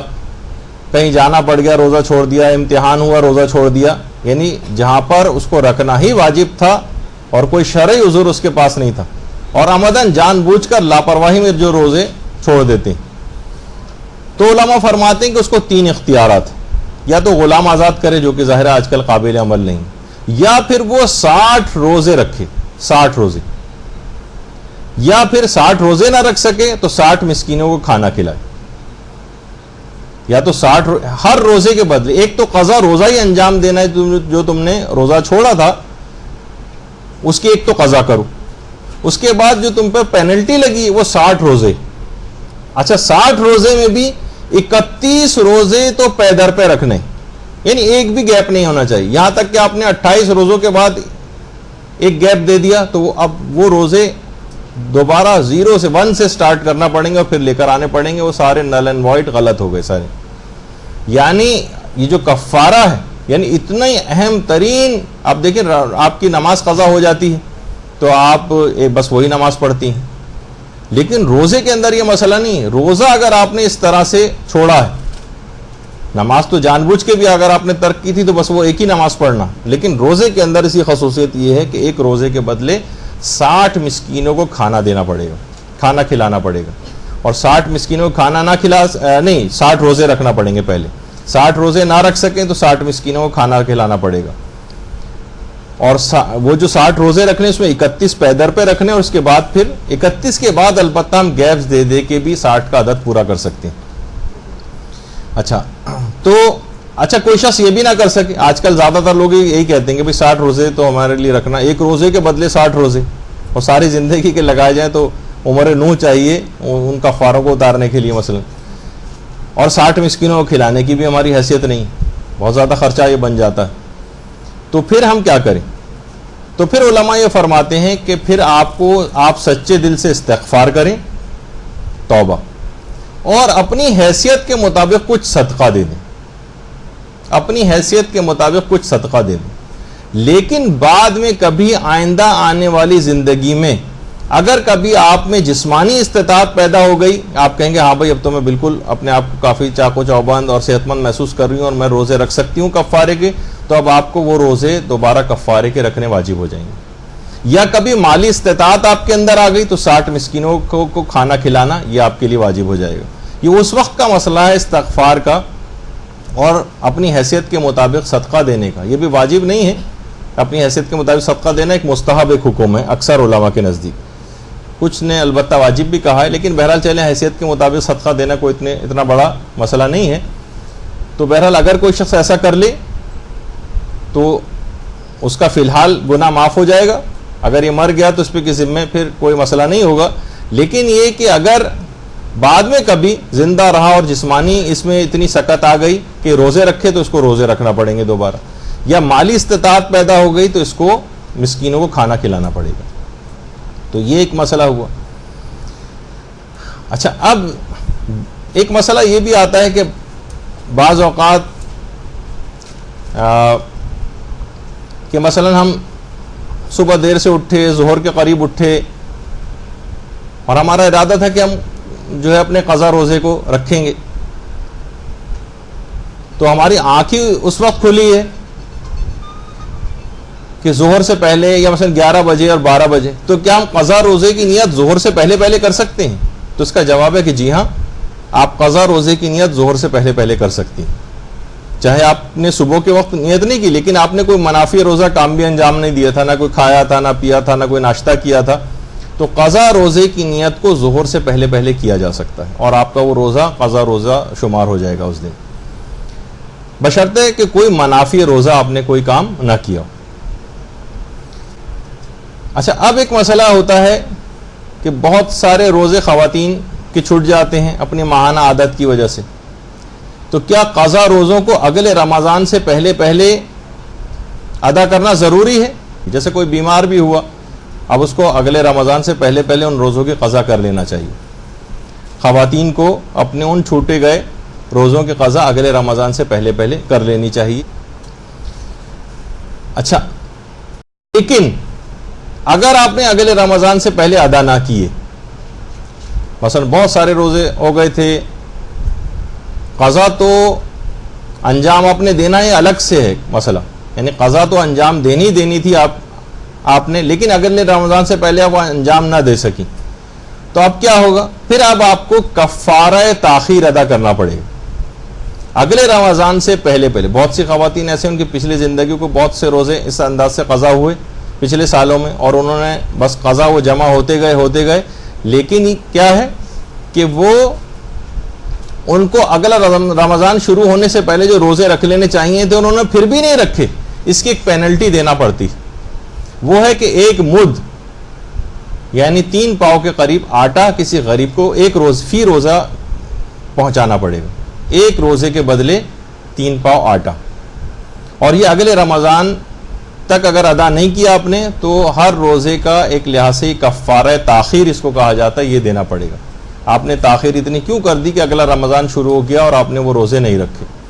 تو سب سے پہلے تو وہی ضروری ہے کہ اگلے رمضان سے پہلے پہلے رکھ لیں، لیکن بالفرض کسی وجہ سے آپ اگلے رمضان تک لاپرواہی چاہے ہو گئی، اس میں توجہ نہیں رہی، ٹائم نکل گیا، کوئی اور وجہ ہو گئی، اگلے رمضان سے پہلے آپ ادا نہیں کر سکی، تو آپ کو کفارہ تاخیر جو ہے وہ دینا ہوگا۔ آقا خود البتہ فرماتے تھے کہ فوراً یہ ضروری نہیں ہے، البتہ 1 سال سے زیادہ تاخیر نہیں ہونی چاہیے، لیکن اگر سب کا بھی مسئلہ ملا لیا جائے تو بہرحال یہ کہ اگر ایک روزے کے بدلے 1 مد یعنی 3 پاؤ آٹا فی روزہ وہ آپ کو دینا پڑے گا۔ اچھا، اب اگر یہی کفارے کئی سال تک ہم نے ادا نہیں کیے، مثلا 10 سال پہلے آپ کے اس طرح سے کچھ روزے چھوٹے تھے اور وہ ہم نے نہیں رکھے، اور ہر سال پہ سال گزرتے چلے گئے، تو کیا یہ کفارہ تاخیر کے اندر بھی یہ ہر سال ڈبل ہوتے چلے جائیں گے، یا وہی ایک مسئلہ رہے گا، وہی 3 پاؤ آٹا بس فی روزے کے بدلے؟ تو یہاں پر بہرحال ایک ریلیکسیشن ہے شریعت اسلام میں کہ کفارہ تاخیر کو اگر کئی سال تک ادا نہ کیا جائے تو اس کے سالوں کے گزرنے سے اس کفارہ تاخیر میں کوئی اضافہ نہیں ہوتا، یہ وہی رہتا ہے، البتہ فی روزے کے بدلے، یعنی وہ قضا روزہ تو اپنی جگہ رکھنا ہی رکھنا ہے، یہ کفارہ تاخیر الگ سے، کفارہ تاخیر یہ الگ سے۔ اور یہ مسئلہ بھی شاید آگے چل کر بھی آئے گا کہ اچھا اس میں یہ نہیں ہے کہ پہلے کفارہ تاخیر ادا کریں اس کے بعد پھر قضا روزے رکھیں، یا قضا روزے پہلے رکھنے پھر کفارہ تاخیر دینا، اس میں کوئی تقدم اور تاخر نہیں، چاہیں تو جو پہلے کام کر لیں وہ آپ کی مرضی ہے، بہرحال الگ سے وہ ایک واجب رہے گا کہ فی روزہ 3 پاؤ آٹا، یہ تقریباً 1 کلو ہی کر لیں اس کو احتیاطاً فقیر کو فی روزہ، یعنی اگر کسی کے 30 کے 30 روزے اس طرح سے چھوٹ گئے تھے یا اس نے نہیں رکھے، جتنی بھی کیلکولیشن وہ کرے کہ 50 روزے ہیں تو 50 کلو آٹا پہنچانا پڑے گا غرابہ تک۔ اچھا، اب ایک مسئلہ یہ جو بھی آپ نے سنا کہ روزوں کے کفاروں کا جو مسئلہ کہ 60 مسکینوں کو کھانا کھلانا، تو کیا کفارے میں ہم یہ نہیں کر سکتے اس کو پیسے دے دیں؟ ہم حساب لگا لیں کہ بھئی کتنا بنتا ہوگا اتنے ہم نے پیسے دے دی، تو اس میں یہ بات یاد رکھ لیجئے کہ کفاروں میں پیسہ دینے سے کام نہیں چلے گا، آپ کو جنس ہی دینا پڑے گی، یعنی وہ جو چیز ہے، آٹا ہے، چاول ہے، یہ اس طرح کی جو چیزیں ہیں وہ ہی دینا پڑیں گی، دالیں ہیں مثلا اگر آپ دینا چاہیں وہ بھی دے سکتے ہیں، لیکن یہ کہ آٹا کیونکہ نسبتاً ذرا سستا پڑ جاتا ہے لوگوں کو، کفارے بہت واجب ہو جاتے ہیں، تو کفاروں میں پیسے نہیں دے سکتے، یا ایکویویلنٹ پیسے جو ہیں آپ نے کہا کہ اس کے مساوی ہم پیسے دے دیتے ہیں، یہ نہیں چلے گا۔ ہاں ایک صورت میں ہو سکتا ہے کہ جب آپ کو یقین ہو کہ جس کو ہم یہ کفارے کے پیسے دے رہے ہیں 100% یقین ہو کہ اس سے یہ آٹا ہی خریدے گا یا مثلا اناج ہی خریدے گا، اگر ایسا آپ کو یقین اور اطمینان ہے بالکل 100% آپ کہہ سکتی ہیں کہ ہاں یہ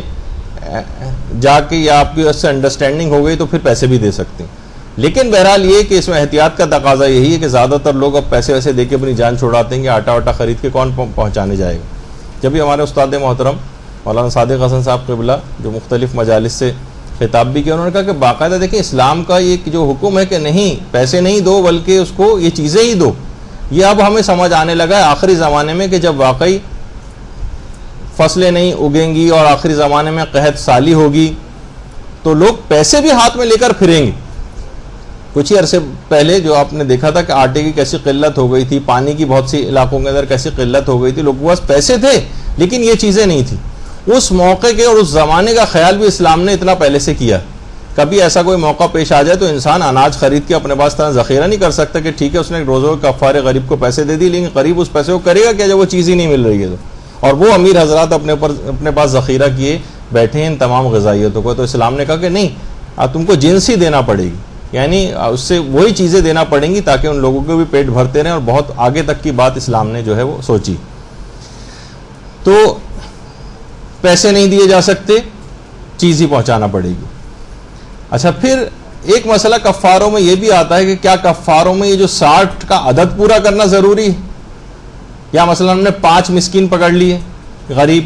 اور ان کو 12 دفعہ ہم نے کھانا کھلا دیا،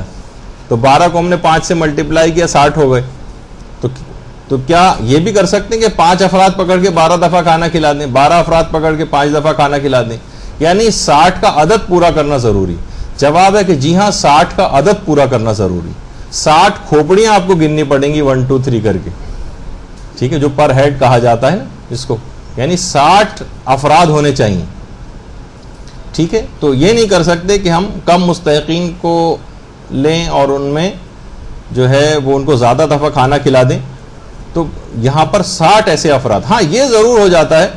کہ مثلا آپ نے ایک روزے کا کفارہ تھا 60 مسکینوں کو کھانا کھلانا، تو ہم نے 60 لوگ جمع کر لیے، ان کو بلا لیا یا کسی جگہ ارینجمنٹ ان کا کر دیا، یا 60 الگ. یہ بھی ضروری نہیں ایک جگہ پہ بیٹھے ہوئے ہوں. ایک گھر ہے اس میں 5 غریب افراد رہتے ہیں، ایک گھر ہے اس میں 4 غریب افراد رہتے ہیں. اس طرح سے کرا کے بھی آپ 60 کا عدد مکمل کر سکتی ہیں. ایک جگہ پہ بیٹھا ہونا ضروری نہیں ہے ان سب کا. لیکن بالفرض 60 کا عدد اس انداز سے جو ہے آپ کو بہرحال پورا کرنا جو ہے وہ ضروری. اچھا یہاں تو ذرا پھر بھی نسبتاً مشکل ہو جاتی ہے چیز، لوگ ذرا مشکل میں پڑ جاتے ہیں کہ ہم کہاں سے 60 کا عدد کہاں سے لے کر آئیں. تو بہرحال ایران میں مجتہدین کے خاص طور پر آغا سیستانی کا پورا ایک ادارہ ہے جو کفارات اور اس طرح کی چیزوں کو جو ڈیل کرتا ہے. اگر یہاں پر آپ نہیں کر پا رہی ہیں اس مسئلے کو اپنے طور پر صحیح طور پر ڈسٹریبیوٹ نہیں کر پا رہی ہیں تو آپ ایران سے معلوم کروا لیں کسی بھی عالم کے تھرو، یا کوئی طالب علم جو وہاں پر پڑھتے ہوں تو وہ آپ کو بتا دیں گے کہ فی روزہ وہاں پر کتنا جو ہے آپ کو پاکستانی روپوں کے اندر پڑے گا، اور وہاں پر بھی اگر آپ نے بھجوا دیا تو آپ کا ذمہ ادا ہو جائے گا. لیکن یہاں پر آپ کو خود سے یقین اور اطمینان کرنا ضروری ہے کہ آپ صحیح جگہ پر صحیح مستحقین تک چیز پہنچا رہے ہیں. بعض اوقات یہ ہوتا ہے کہ اپنی بلا کسی اور کے ذمہ ڈال لینا، کسی بھی دوست سے، کسی بھی بھائی سے، اور اس کے کسی بھی لاپرواہ دوست سے مثلا کہہ دیا کہ جائیے دے دیجئے، وہ کہاں دے کے آیا ہمیں اس سے کوئی غرض نہیں. آپ کو یقین اور اطمینان ہونا چاہیے کہ یہ صحیح جگہوں پر 60 کا عدد پورا ہوا اور غریب لوگوں تک یہ چیز پہنچ گئی. صرف پیسے دینے سے کام نہیں چلے گا کہ چلیں. ہاں کوئی بالکل قابل اطمینان ہے، مسائل شریعت سے واقف ہے اور اس پہ عمل بھی کرتا ہے کوئی شخص، تو پھر ٹھیک ہے، قابل اعتبار شخص کو تو اس طرح سے پیسے دیے جا سکتے ہیں. لیکن یہ کہ زیادہ اطمینان کرنا ہے تو آغا سیستانی کے ادارے تک بھی پہنچایا جا سکتا ہے، یا دیگر مجتہدین کے بھی اور وہاں پر ادارے ہوں گے. اچھا اب جسے کفارہ دیا جا رہا ہو کیا اسے بتانا ضروری ہے کہ یہ کفارہ ہے؟ تو اس کا جواب ہے کہ جی نہیں، اس کو یہ بتانا ضروری نہیں. اس کو یہ بتانا بالکل بھی ضروری نہیں کہ یہ آپ کفارہ اس کو دے رہے ہیں. بتا دیں تو بھی کوئی حرج نہیں، لیکن بہرحال بتانا ضروری نہیں. کفارے کسے دیے جائیں تو یہ بات یاد رکھ لیجئے کہ کفارے جو ہے وہ شیعہ اثنا عشری کو دیے جائیں گے اور غریب شخص کو دیے جائیں گے جسے فقیر شرعی کہا جاتا ہے، جو کہ کھلم کھلا کوشش یہ کریں کھلم کھلا گناہ کرنے والا بھی نہ ہو اور بے نمازی بھی نہ ہو. یہ خاص طور پر چیزوں کا دماغ میں خیال رکھنا چاہیے. اچھا وہ جو مسکین یا فقیر ہے کیا اس کا شیعہ اثنا عشری ہونا ہی ضروری ہے؟ یا مثلا بہت سارے افراد ہیں کہ گھروں میں ماسیاں کام کرتی ہیں، ملازم کام کرتے ہیں، ڈرائیور حضرات کام کرتے ہیں، انہوں نے کہا یہ بھی غریب آدمی اس کو دے دو. نہیں، یہ نہیں چلے گا. غیر شیعہ افراد کو کفارے نہیں دیے جا سکتے. اس مسکین یا فقیر کا شیعہ اثنا عشری ہونا یہ لازمی. بہت سارے لوگ اس طرح سے اپنے چیزوں کو نکالتے ہیں. اگر انہوں نے ایسے ہی یہ تمام چیزیں، جیسے فدیے کے متعلق بھی یہی بات آگے چل کر آئے گی جب میں فدیے کے مسئلے بیان کروں گا، کہ اس میں بھی مستحق کو شیعہ اثنا عشری ہونا ہی لازمی. لیکن اگر کوئی شخص ایسا نہیں کر رہا ہے اور اس نے پچھلی غلطیاں ایسی کر دی ہیں تو یہ نہیں کہ جو ہو گیا سو ہو گیا، اب آئندہ خیال رکھے. نہیں، ایسا نہیں. وہ ابھی تک مقروض رہے گا ان شیعہ مستحقین افراد کا، اور وہ جو غلطی کر دی ٹھیک ہے وہ صدقہ ہو گیا، چیریٹی ہو گئی، لیکن اسے کفارے ابھی بھی نہیں اترے. اس کو چاہیے کہ ان تمام کفاروں کو دوبارہ نکالے. تو مسکین یا فقیر شرعی کا شیعہ اثنا عشری ہونا یہ ضروری. اچھا، کیا فقیر شرعی کا عادل ہونا بھی ضروری؟ جیسے اگر ابھی بس بے نمازی نہیں ہونا چاہیے اس کو، اور کھلم کھلا گناہ کرنے والا نہیں ہونا چاہیے، لیکن آپ کو اس کے بہت سارے گناہ پتہ ہے مثلا اور بھی، جس سے عدالت سے خارج ہو جاتا ہے وہ، تو بہرحال اس کا عادل ہونا لازمی نہیں. بس کھلم کھلا گناہ نہ کرتا ہو. اگر کوئی گناہ کیے بھی ہیں اس نے چھپ کر کے، لیکن آپ کو پتہ ہے مثلا آپ کی قریبی سہیلی ہے، بہن ہے، یا کوئی اور ہے، رشتہ دار ہے اس طرح سے، تو اس کا عادل ہونا ضروری نہیں کہ نہیں آپ کہیں کہ بالکل پرفیکٹ ایک گناہ بھی جو نہ کرتا ہو تو پھر وہ سارے کفارے ایسے کے ایسے ہی رکھے رہ جائیں گے آپ کے پاس اور کوئی فرد ایسا نہیں ملے گا. تو بہرحال عادل ہونا لازمی نہیں ہے. بس اس بات کا خیال کر لیں کہ بے نمازی نہ ہو اور کھلم کھلا گناہ کرنے والا نہ. مثلا عورت ہے وہ بے پردہ نہ ہو، مرد ہے وہ داڑھی منڈا نہ ہو، اور اس طرح سے. اچھا، اب یہ بار بار یہ بات آئی کہ فقیر شرعی اور مسکین، اس میں کیا فرق ہے؟ دیکھیے، مسکین وہ ہوتا ہے جس کے پاس کچھ بھی نہیں ہوتا. بیچارے آپ نے دیکھا ہوگا روڈ کے کناروں پہ لوگ لیٹے ہوئے ہیں، کچھ بھی ان کے پاس نہیں. ہاں پروفیشنل ہیں تو ہو سکتا ہے ان کا بینک بیلنس کسی جگہ پر ہو، لیکن عام طور پر جو ہمیں نظر آتے ہیں بیچارے ہیروئنچی ٹائپ کے، یا جو بہرحال اس کا شیعہ اثنا عشری ہونا تو لازمی ہے. ایسا نہ ہو کہ ہیروئنچی کو مثلا پکڑا دیا جائے کوئی بھی جو روڈ پہ لیٹے ہوتے ہیں. لیکن میں یہ بتانے کے لیے کہ جن کے پاس کچھ بھی نہیں ہوتا وہ مسکین. اور ایک ہوتا ہے فقیر شرعی. فقیر شرعی کیا ہوتا ہے؟ کہ جس کے پاس بہت کچھ ہو لیکن اس کے اخراجات اس کی جائز آمدنی سے زیادہ ہوں. خرچہ اس کا زیادہ ہو جاتا ہے، کہیں نہ کہیں سے اس کو قرضہ لینا ہو سکتا ہے. اس کی 30, 40, 50 ہزار روپے سیلری ہو، کراچی میں رہ رہا ہے وہ، لیکن خاندان بڑا ہے اس کا، دیگر اور بھی اخراجات ہیں، دواؤں کے خرچے ہیں، بہت ساری اور چیزیں ہیں، بچوں کی اسکول کی فیسیں ہیں، کرائے پہ مکان میں رہتا ہے وہ، والدین کو بھی سپورٹ کرتا ہے، بہن بھائیوں کو بھی کرتا ہے. 40-50 ہزار بھی کم ہے. اب اس کو کہا جائے گا فقیر شرعی، چاہے یہ وائٹ کالر ٹائپ کا آپ کو آدمی نظر آ رہا ہو. جب بھی اس کو عام فقیر نہیں ہے، فقیر شرعی، چاہے یہ زیادہ کماتا ہے لیکن اس کے اخراجات اس کی کمائی سے بھی زیادہ ہیں، اس کو بھی بہت ساری چیزیں دی جا سکتی ہیں اور یہ مستحق ہو جاتا ہے. لیکن ظاہر ہے کہ جو ذرا وائٹ کالر حضرات ہوتے ہیں اس طرح سے مانگتے بھی نہیں ہیں وہ. جب بھی یہ کہ ان کو بتانا بھی ضروری نہیں، کسی نہ کسی بہانے سے بھی ان تک یہ چیزیں پہنچائی جا سکتی ہیں. البتہ آٹا واٹا لینے میں ہو سکتا ہے ان کو کوئی پریشانی ہو، یا ظاہر ہے کہ ایک عزت نفس وغیرہ کوئی مجروح ان تمام چیزوں میں نہیں ہونی چاہیے کسی بھی شخص کی. اچھا، اب فدیے، ویسے تو فدیے کا مسئلہ بھی چاہیں تو ابھی ہم چھوڑ دیتے ہیں کیونکہ فدیے کی بھی بہت سارے مسئلے اس طرح کے ہیں کہ جو پوری فدیے کی گفتگو انشاءاللہ اگلی نشست میں ہماری آئے گی. اور اس میں بہت ہی بڑی غلطی فدیے کے اندر ہو رہی ہے. عام طور پر جو بہت سارے افراد ہوتے ہیں جو بیمار ہیں، مثلا وہ سوچتے ہیں کہ بیمار ہے تو چلو ابھی ہم فدیہ نکال دیں. روزے جیسے رکھتے جا رہے ہیں، روزے نہیں رکھ پا رہے ہیں، ان کا فدیہ نکالتے چلے جا رہے ہیں. یا رمضان کے بعد انہوں نے 30 کے 30 روزوں کا فدیہ نکال دیا، تو یہ سب غلط ہو جاتا ہے. ابھی میں جب انشاءاللہ اس کے مسئلے بتاؤں گا. فدیے کے اندر تو تقریباً ایسا لگتا ہے کہ 100% لوگ ہی غلط فہمی اور غلطی کا شکار، سوائے اس کے کہ جن کو صحیح طریقے سے یہ والے فدیے کے مسئلے پتہ ہوں. تو وہ ہم انشاءاللہ اگلی نشست میں ڈسکس کریں گے.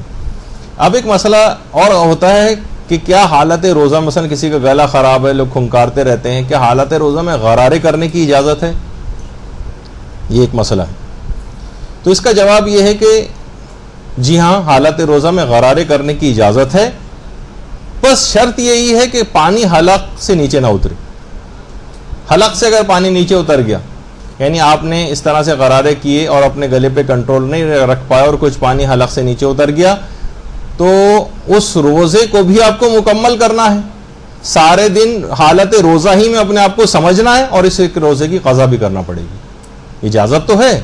لیکن آپ کو اتنا کنٹرول ہونا چاہیے. لیکن اگر بے اختیار پانی غرارے میں حلق سے نیچے اتر گیا تو بس یہ گناہ اس کے اندر کوئی نہیں ہوگا، کیونکہ ظاہر ہے آپ کسی ضرورت کے تحت ہی غرارے کر رہی تھیں، گلا وغیرہ خراب تھا،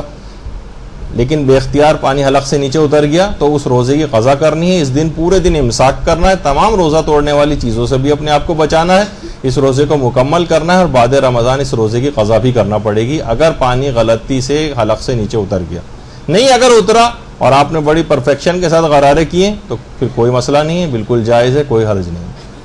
پچھلی دفعہ یہ بات بھی بیان ہوئی تھی کہ بہت سارے افراد جو ہیں جو سحری کر رہے ہوتے ہیں اور اذان کی آواز آنے لگی اور اس وقت تک وہ کھاتے رہے. ٹھیک ہے، اور معلوم یہ چلا کہ ہماری گھڑی مثلا پیچھے رہ گئی تھی. یہ تو باقاعدہ آقا سستانی سے استفتاء بھی کیا گیا.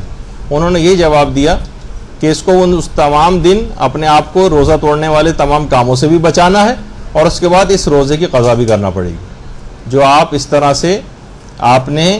چاہے گھڑی پیچھے رہ گئی تھی یا کوئی اس طرح کا عذر بھی تھا، لیکن اس وقت آپ کھاتے پیتے رہے جبکہ روزہ کا وقت ختم ہو چکا تھا، روزہ یعنی شروع ہو چکا تھا، یعنی روزہ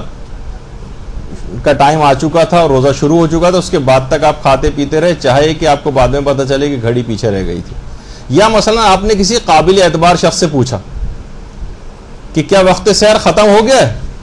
اس نے کہا نہیں ختم نہیں ہوا، ابھی کھا پی سکتے ہیں، اور آپ نے کھا پی لیا. بعد میں پتہ چلا کہ وقت ختم ہو چکا تھا، اس نے غلط یعنی جھوٹ نہیں بولا تھا، اس نے بھی یہی سوچا کہ شاید ابھی تک نہیں ہو، لیکن وہ آپ کے نزدیک قابل اعتبار تھا. تو اس پہ بھی علماء فرماتے ہیں کہ اس کو اس روزے کو پورے دن تک پورا بھی کرنا پڑے گا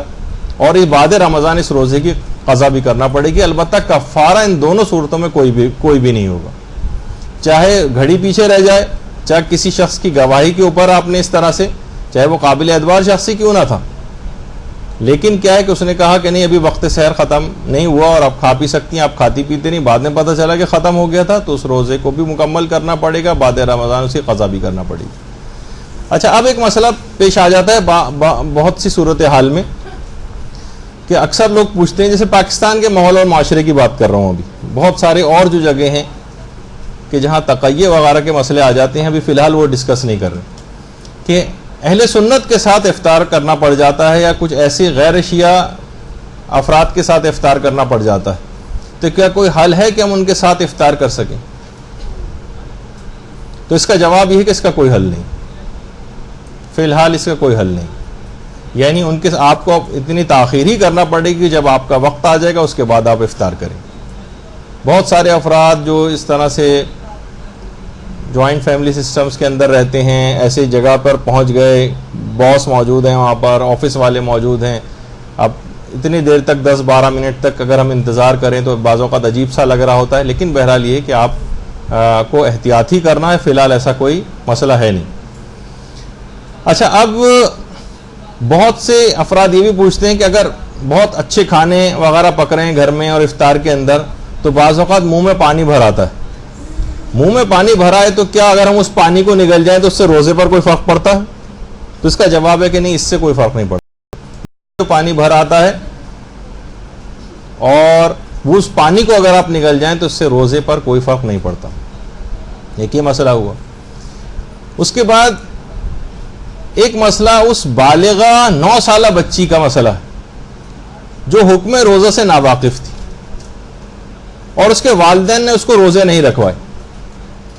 اب وہ مثلا بچی بڑی ہو جائے، عام طور پر ہمارے ہیں جو بہت چھوٹی عمر کی اس طرح کی 9 سال کی جو بچیاں ہوتی ہیں، والدین ان کو پتہ بھی نہیں ہوتا، والدین نے روزے رکھوا دیے تو انہوں نے رکھ لیے، ورنہ نہیں رکھوا رہے تو ان کو کچھ پتہ ہی نہیں، ظاہر ہے کہ عمر کے اعتبار سے. تو بہت سی بچوں کو پہلے سے اس طرح سے وہ بھی کرنا چاہیے. جیسے کہ تربیت اولاد کی جو کتاب جو ہے جو مدرسے کی طرف سے چھپی ہے، اس کے اندر بھی یہ چیز آئی ہے کہ بچوں کی جو شرعی برتھ ڈیز جو ہوتی ہیں، جو قمری لحاظ سے جو منانی چاہیے، اور اس میں پہلے سے کئی مہینوں پہلے سے بچے کو سائیکولوجیکلی آپ کہیں کہ اب بھائی اب اتنے دن رہ گئے، اب صرف 6 مہینے رہ گئے، اب صرف 4 مہینے رہ گئے کہ پروردگار تم پر اتنا انعام و اکرام کرے گا کہ تم پر شرعی واجبات جو ہے نافذ ہو جائیں گے، تم پر اتنی پروردگار کی نگاہ کرم ہوگی. جیسے خواتین کے لیے بھی کہا جاتا ہے نا کہ بہت سارے مرد حضرات جب اپنی برتری کا اظہار کر رہے ہوتے ہیں تو آپ علماء کہتے ہیں کہ ان خواتین کے اوپر یعنی پروردگار نے ان کو جو مکلف بنایا ہے مردوں سے کہیں پہلے. لڑکا تو 15-16 سال کی عمر تک ایسی ڈنڈے بجاتا باہر پھر رہا ہوتا ہے اور نہ اس پہ نماز واجب ہوتی ہے نہ کچھ ہوتا ہے، مرد حضرات کے حوالے سے کہہ رہا ہوں، لیکن خواتین پہ 9 سال مکمل ہونے کے بعد 10ویں سال کے پہلے دن ہی جو ہے پروردگار ان کو مکلف کر دیتا ہے، شرعی ذمہ داری ڈال دیتا ہے، اتنا قابل اعتبار ان کو سمجھتا ہے کہ ان ذمہ داریوں کو پورا کر سکتی. تو بعض اوقات یہ کوئی اپنے آپ کو مردوں کے کہنے کی وجہ سے آپ کسی ذہنی پستی کا شکار نہ ہو. آپ کی اپنی ایک عظمت ہے پروردگار کی نگاہ میں، جو آپ کو عمر کے اعتبار سے اس انداز سے کہ وہ آپ مسلح پر 9-10 سال کی بچی نظر آتی، جبکہ 15-16 سال کا لڑکا کیلنڈروں کی طرح سے باہر آورہ گردی کر رہا ہوتا ہے بعض اوقات. تو بہرحال تو ایسی بچی جو 9 سال کی ہو چکی اور وہ حکم روزہ سے بھی ناواقف ہے، اور والدین حضرات جنہیں ان کو اس کو روزے نہیں بھی رکھوائے، تو کیا اس بچی کو قضا اور کفارہ دونوں انجام دینے پڑیں گے؟ تو اس کا جواب ہے کہ صرف جب بعد میں جب اس کو اتنی سمجھ آ گئی، اس نے روزے رکھنے شروع کر دیے، تو یہ کیلکولیشن کرے گی، اور جو روزے اس نے بلوغ کے بعد نہیں رکھے فقط ان کی قضا انجام دینی ہے، کفارہ اس کے اوپر کوئی بھی نہیں آئے گا. البتہ والدین اس لحاظ سے جو مزاحم ہوئے ہیں، بعض اوقات 9-10 سال کی جو عمر کے لحاظ سے بالغ ہو چکی ہیں بچیاں اور وہ روزہ رکھنا چاہتی ہیں، تو مزاحم ہو جاتے ہیں، خاندان والے آ جاتے ہیں اور صورت میں لعنت ملامت کرتے ہیں والدین کو، کیوں اتنی چھوٹی سی بچی کو مصیبت میں ڈال دیا اور روزہ رکھوا دیا. یعنی پروردگار عالم گویا ان چیزوں سے، مصلحتوں سے واقف نہیں. ہم زیادہ اس بچی کی مصلحت سمجھتے ہیں کہ یہ جسمانی اعتبار سے اس قابل نہیں کہ روزہ رکھ سکے، معاذ اللہ. تو بہرحال اس میں یہ مسئلہ یہ ہوا کہ اگر کبھی ایسا موقع پیش آ جائے تو اس بچی کو فقط قضا انجام دینا پڑے گی، کفارہ اس کے اوپر کوئی بھی نہیں ہوگا. اچھا، اب اس کے بعد ایک مسئلہ اور اس میں بیان کر دیا جائے کہ اگر کسی شخص پر خود اپنے ماہ رمضان کے قضا روزے باقی ہوں. دیکھیں ہم متفرق روزوں کے مسئلے ڈسکس کر رہے ہیں کیونکہ عمومی زندگی میں چیزیں پیش آتی ہیں کہ رمضان کے قضا روزے آپ پر واجب تھے. اچھا، اگر کوئی شخص جس پر اپنے قضا رمضان کے روزے واجب ہوں، کیا وہ کسی مرحوم کے لیے روزے رکھ سکتا ہے؟ چاہے اجارے پر رکھے چاہے تبرعاً رکھے. اجارے پر یعنی ہم نے پیسے لے کے کسی مرحوم کے لیے روزے رکھنے شروع کر دیے. بہت سے غریب افراد ہوتے ہیں، ان کا گزر بسر اسی کے اوپر ہو رہی ہوتی، اجارے پر روزے رکھتے ہیں. بہت سے طالب علم اجارے پر روزے رکھتے ہیں جو مالی اعتبار سے دینی تعلیم حاصل کر رہے ہیں، لیکن مالی اعتبار سے اپنے آپ کو اس قابل نہیں پاتے ہیں کہ اپنے اخراجات جو ہے مکمل طور پر اٹھا سکیں. تو ایسے وسائل نہیں ہوتے ان کے پاس، تو پھر اجارے کے اوپر روزے رکھتے ہیں، اجارے پر نمازیں پڑھتے ہیں. یعنی پیسے لے کے روزہ رکھنا اور نماز پڑھنا مرحومین کی. تو ایک تو چیز یہ ہو گئی. یا تبرعاً ہم رکھ رہے ہیں، مثلا کسی کے بھائی کا انتقال ہو گیا، کسی کے والد کا انتقال ہو گیا اور وہ بڑا بیٹا نہیں ہے، مثلا بڑے بیٹے پہ تو واجب ہو جاتا ہے. اب ایک مسئلہ بھی آئے گا شاید خواتین کے اعتبار سے بھی کہ خواتین کے اوپر بھی واجب ہو سکتی ہیں چیزیں کچھ مراجع کے نزدیک.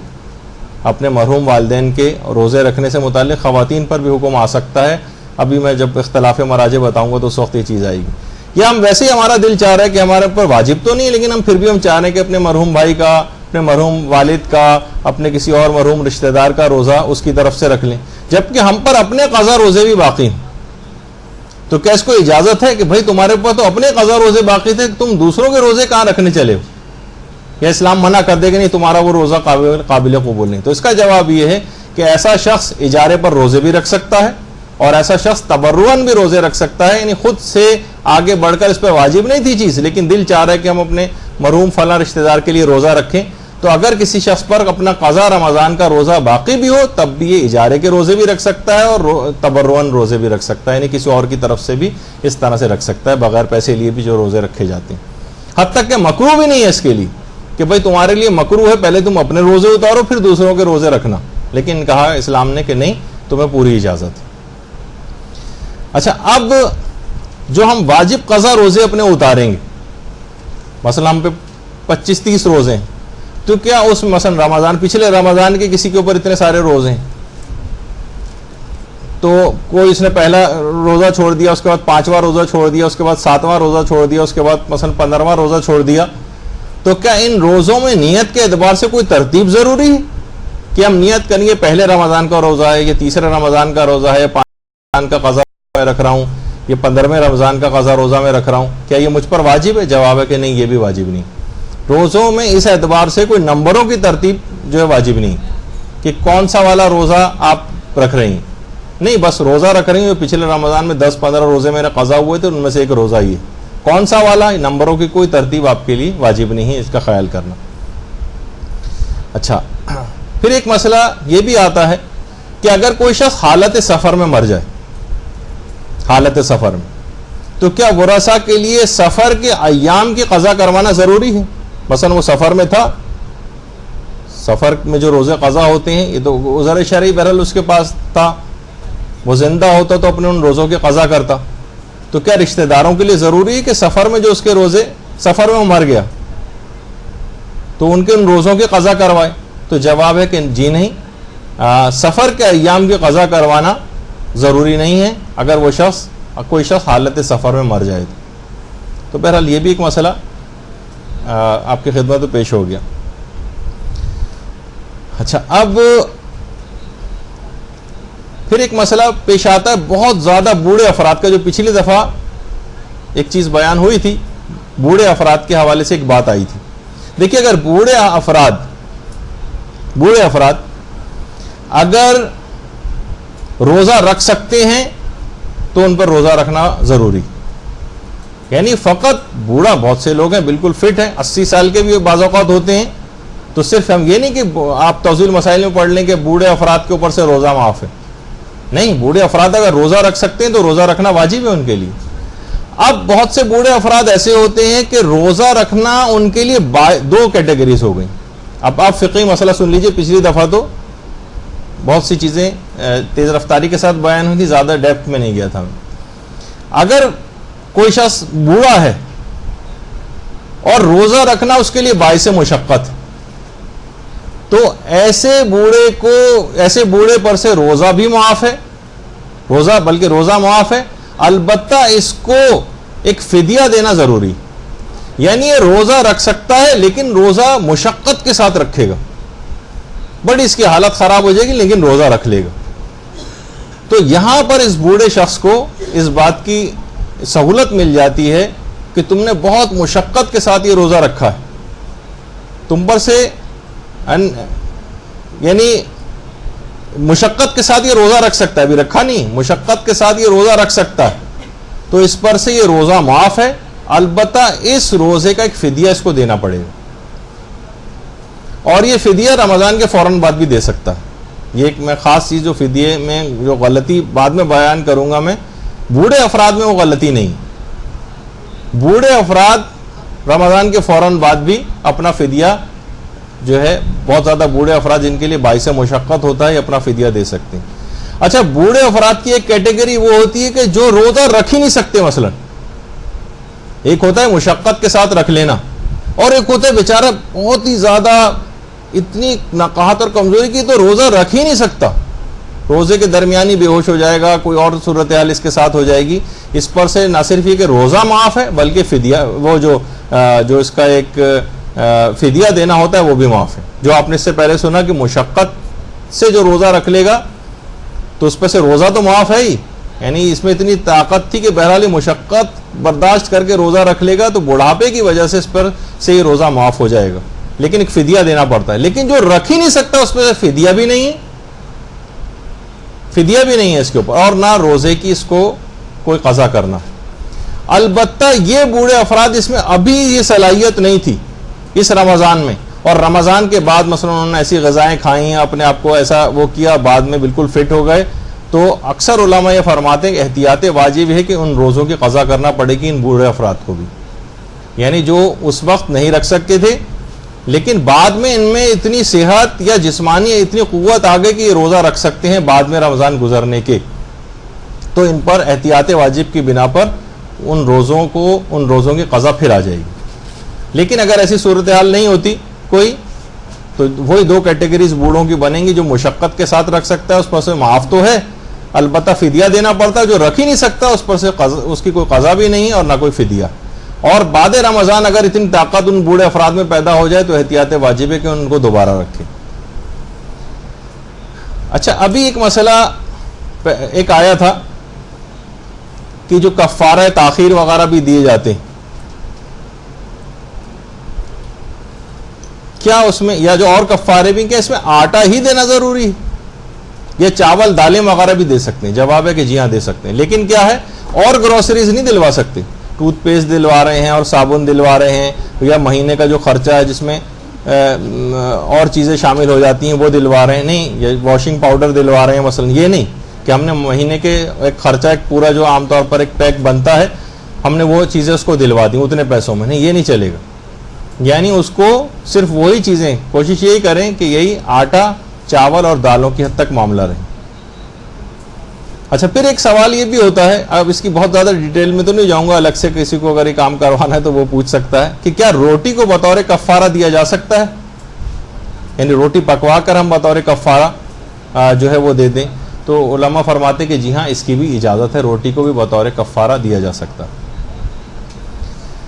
اچھا, اب بہت سارے افراد ہیں کہ جنہوں نے پچھلی زندگی میں خوب کھاتے پیتے رہے, روزے بہت قضا کی, اور اتنی زیادہ دن گزر گئے, 30-40 سال اسی طرح سے گزارتے آ رہے ہیں, کبھی کچھ روزے رکھے کبھی نہیں رکھے, کبھی روزے رکھے کبھی نہیں رکھے. یہ آخر اپنے پچھلے قضا روزوں کا حساب کیسے کریں گے؟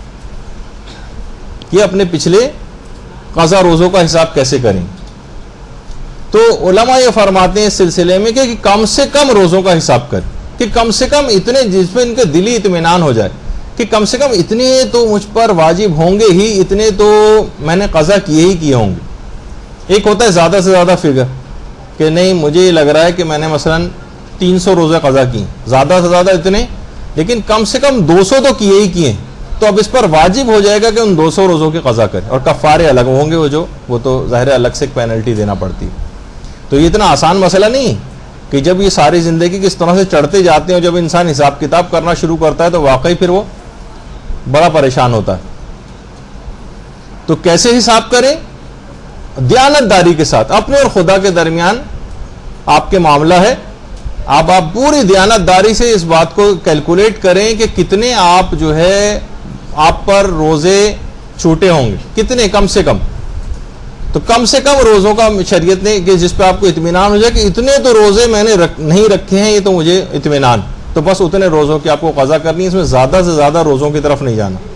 تو یعنی زیادہ والی فکر کو آپ کو چھوڑ دینے کا اسلام نے بہرحال ایک سہولت دی ہے, لیکن کم سے کم اتنے روزے تو رکھنے پڑیں گے. اچھا, پھر ایک مسئلہ یہ بھی آتا ہے کہ اگر کوئی مومن کوئی دعوت دے, تو آپ نے اس سے پہلے سنا تھا کہ مستحبی روزہ توڑا جا سکتا ہے, بلکہ مستحب ہے کہ مومن اگر خوش ہو رہا ہو آپ کی دعوت کو قبول کرنے سے, وہ آپ کا روزہ کھلوانا چاہ رہا ہے. بہت سے افراد ریزسٹ کرتے ہیں ذرا کہ نہیں ہمیں روزہ مکمل ہی کرنے دو, جبکہ زیادہ ثواب مومن کی دعوت پر افطار کرنے کا, بلکہ اس میں کئی ثواب ملتے ہیں. ایک تو اس میں ایک ثواب وہ بھی ہوتا ہے کہ مومن کے دل کو خوش کرنے کا بھی اس کو ثواب مل جاتا ہے. روزے کو پورا کرنے میں ثواب کم ہے, اور سمجھے مومن کی دعوت پر مستحب روزے کے افطار کرنے میں ثواب زیادہ ہے. اچھا, کیا ہم یہ کر سکتے ہیں کہ مثلا ہم افطار کرانے میں ہم مثلا کوئی سگریٹ پینے والا دوست ہے, ہم نے سگریٹ سور لگائی, اس کو دے دی کہ لو میری طرف سے افطار, یا ہم نے ایک شاہی سپاری جو نکالی اس کو مثلا دے دی کہ لو اس سے افطار کرو. تو علماء یہاں پر یہ بات بیان فرماتے ہیں, بہت سے استفتات کے اندر یہ چیز آئی ہے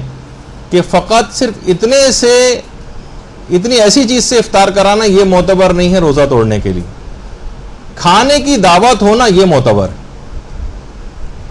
کھانے کی دعوت یعنی مذکورہ چیزیں کافی نہیں ہے. جس طرح کی چھوٹی صرف ایک گلاس پانی کا دے دیا, ایک کھجور لا کے پکڑا دی, یا مثلا جیسے میں نے کہا سگریٹ پکڑا دی اس کو لا کے, ایک ٹافی دے دی مثلا کہ لو اس سے افطار کرو, اس کے بعد ہم چلتے بنے کہ ہمیں تو ثواب مل گیا. نہیں, کھانے کی دعوت ہونا چاہیے. تو بہرحال یہ دماغ میں رہے کہ استفتات کے اندر علماء نے یہ بات نقل کی. اچھا, اب ایک مسئلہ بہت زیادہ پیش آ جاتا ہے, اور وہ ہے بے روزے دار شخص کو کھانا دینے کا مسئلہ. گھروں میں بہت سارے افراد اس طرح کے ہوتے ہیں کہ جو روزے نہیں رکھ رہے ہیں, نافرمانی کرتے ہوئے روزے نہیں رکھ رہے ہیں. ہاں, کسی کو عذر شرعی ہے, مثلا کوئی شخص بیمار ہے, یہ عذر شرعی ہے اس کے پاس, اس کو کھانا دیا جا سکتا ہے ماہ رمضان. مسافر ہے, ہمارے پاس دوسرے شہر سے آیا ہے کوئی رشتہ دار, اور 10 روز سے کم کا اس کا سفر ہے, 3-4 دن بعد چلا جائے گا, اس پہ روزہ نہیں, اس کو دے سکتے ہیں کھانا. یا مثلا کوئی عورت ماہانہ نجاست کے عالم میں ہے, اس کے پاس عذر شرعی، اس کو بھی کھانا دیا جا سکتا ہے۔ تو جو بے روزے دار لیکن اشخاص ہیں ان کو کھانا دینا جائز نہیں۔ مثلا شوہر ہے کسی عورت کا اور وہ روزے نہیں رکھتا ہے، وہ کھانا پکا کے ٹرے سجا کے اس کے سامنے لے کر آئے، یہ حرام ہو جائے گا جی۔ اور اسی طرح سے کوئی مثلا مزدور گھر پہ آتے ہیں، کام کرتے ہیں، وہ آ کے کہتے ہیں ذرا باجی پانی دے دیجئے، روزہ نہیں رکھا ہوا انہوں نے۔ یا مثلا گھروں میں کام کرنے والی معاشیاں ہوتی ہیں، روزے سے نہیں ہیں اور گھر میں شام تک کام کر رہی ہیں، ان کو کھانا دینے کا ایک مسئلہ ایک آتا ہے۔ تو اس کے اندر جو اصل مسئلہ ہے اس کی روح کو آپ سمجھیں، وہ یہ ہے کہ اگر ان ایسے افراد کو کھانا دینے سے حتیٰ کہ ماہ رمضان شمار ہوتی، ماہ رمضان کا احترام مجروح ہوتا، تو پھر ان کو کھانا دینا جائز نہیں، اس کو بے حرمتی سمجھا جائے گا اس مہینے کی۔ ایسے افراد کو کھانا دینے کی اجازت نہیں، کھانا دینے کی اجازت نہیں۔ اور ہاں البتہ بہت سے ایسے جیسے غیر مسلم ممالک ہیں، بہت سے لوگوں نے سوال بھی کیا کہ بھئی ہم تو کافر ممالک میں ہیں اور مثلا کسی ریسٹورنٹ میں کام کرتے ہیں اور وہاں پر کھانا سرو کرنا ہی ہماری ذمہ داری ہے، تو وہاں پر تو ظاہر ہے کہ نان مسلم ہے سارے وہ، تو وہاں پر کیونکہ اس مہینے کی حد تک اور بے حرمتی نہیں سمجھی جائے گی، تو لہٰذا وہاں پر یہ کام جائز۔ لیکن مسلمان علاقوں میں ایسے افراد کے لیے جو ویسے ہٹے کٹے ہیں اور کوئی عذر شرعی ان کے پاس نہیں ہے، ان کو کھانا دینا یہ جائز نہیں۔ کھانا دینا انہوں نے کہا کہ پانی پلا دیجیے، آپ نے پانی لے جا کے ان کو دے دیا، وہ پانی پی رہے ہیں، نہیں، یہ جائز نہیں۔ بلکہ ایک مسئلہ تو ایک خاتون نے آقا سیستانی سے بھی پوچھا کہ میرا شوہر روزے نہیں رکھتا ہے اور کھانا نہیں دوں تو مارتا ہے،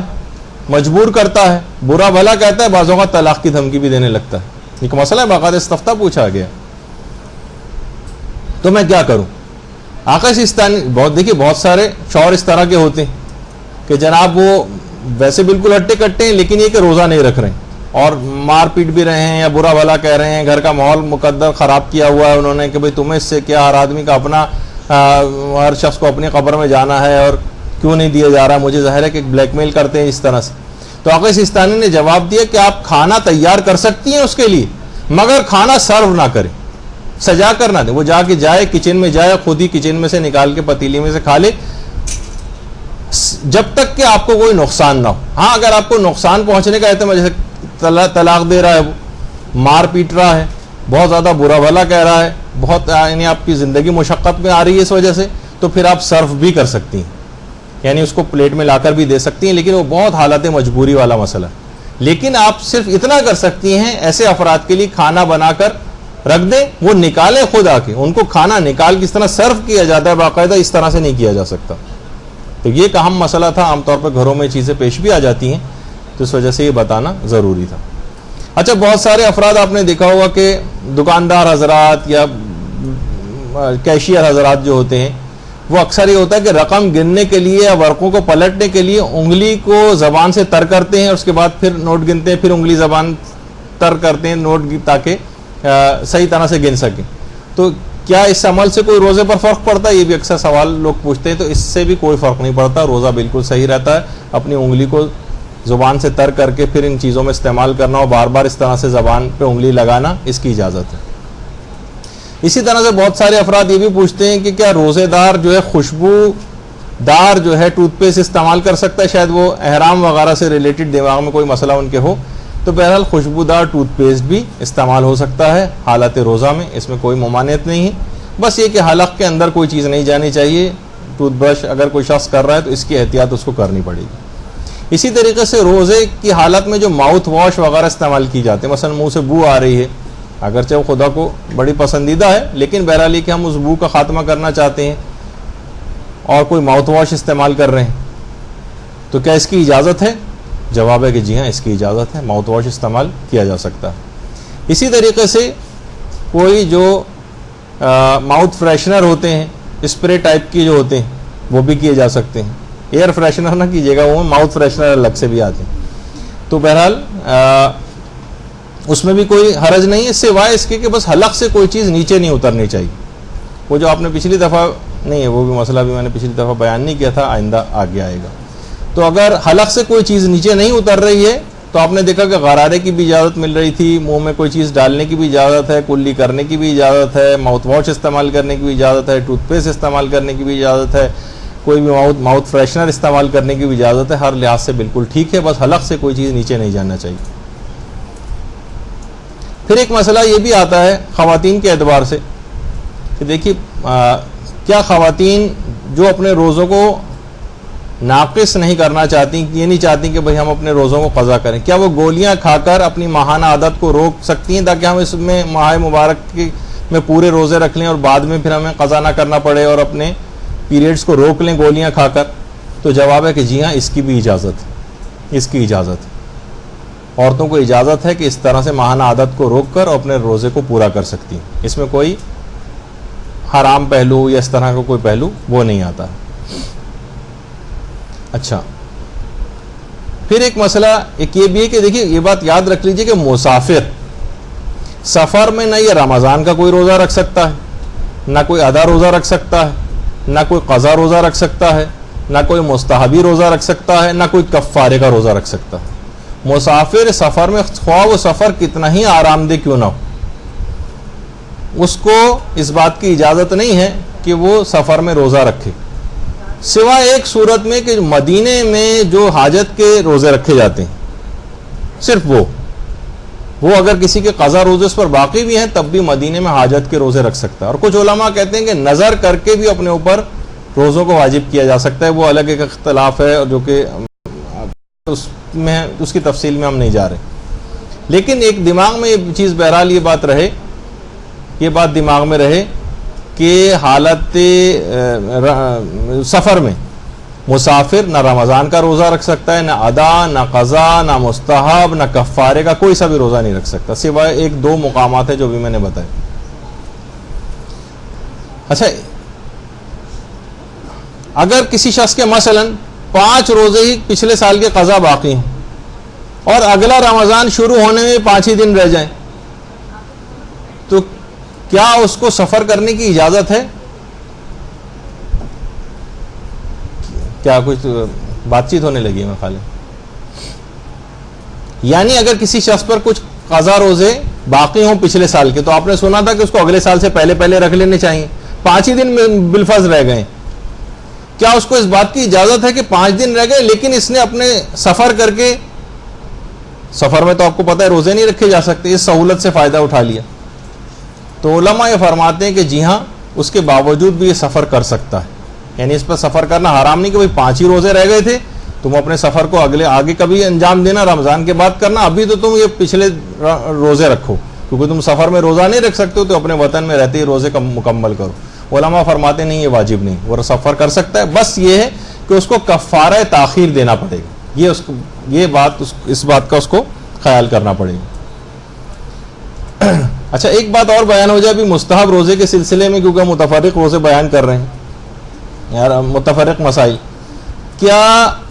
مستحب روزے میں میزبان کی اجازت لینا ضروری ہے؟ تو جواب ہے کہ جی ہاں،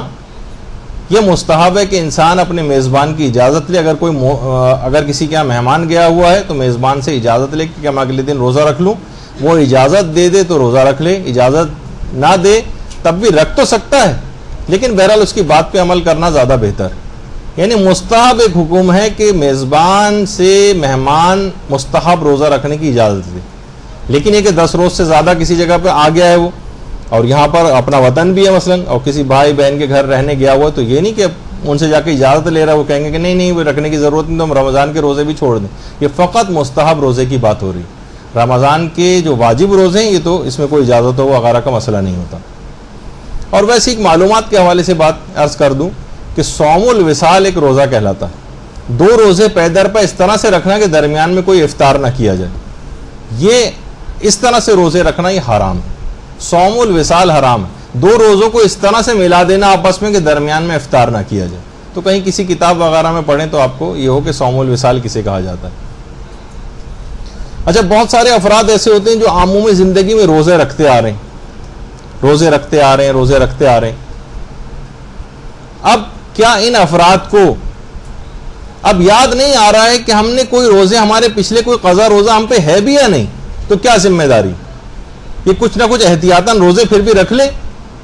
تو علماء یہ فرماتے ہیں کہ نہیں، اس کی کوئی ذمہ داری نہیں، یہ سمجھے کہ میرے ذمے کوئی بھی قضا روزہ نہیں. قضا روزہ یقینی طور پر اسے پتا ہو کہ کوئی قضا روزہ ہے تو پھر تو نیت کر لے قضا روزے کی. لیکن اگر اس کو یاد نہیں آ رہا کہ پتہ نہیں میرا کوئی روزہ قضا بھی ہے بھی یا نہیں، یا میں نے سب رکھ لی،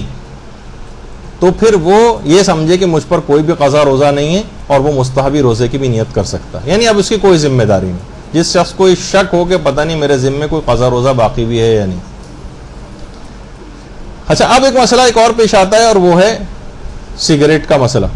سارے مجتہدین کے نزدیک احتیاط واجب کی بنا پر سگریٹ کا پینا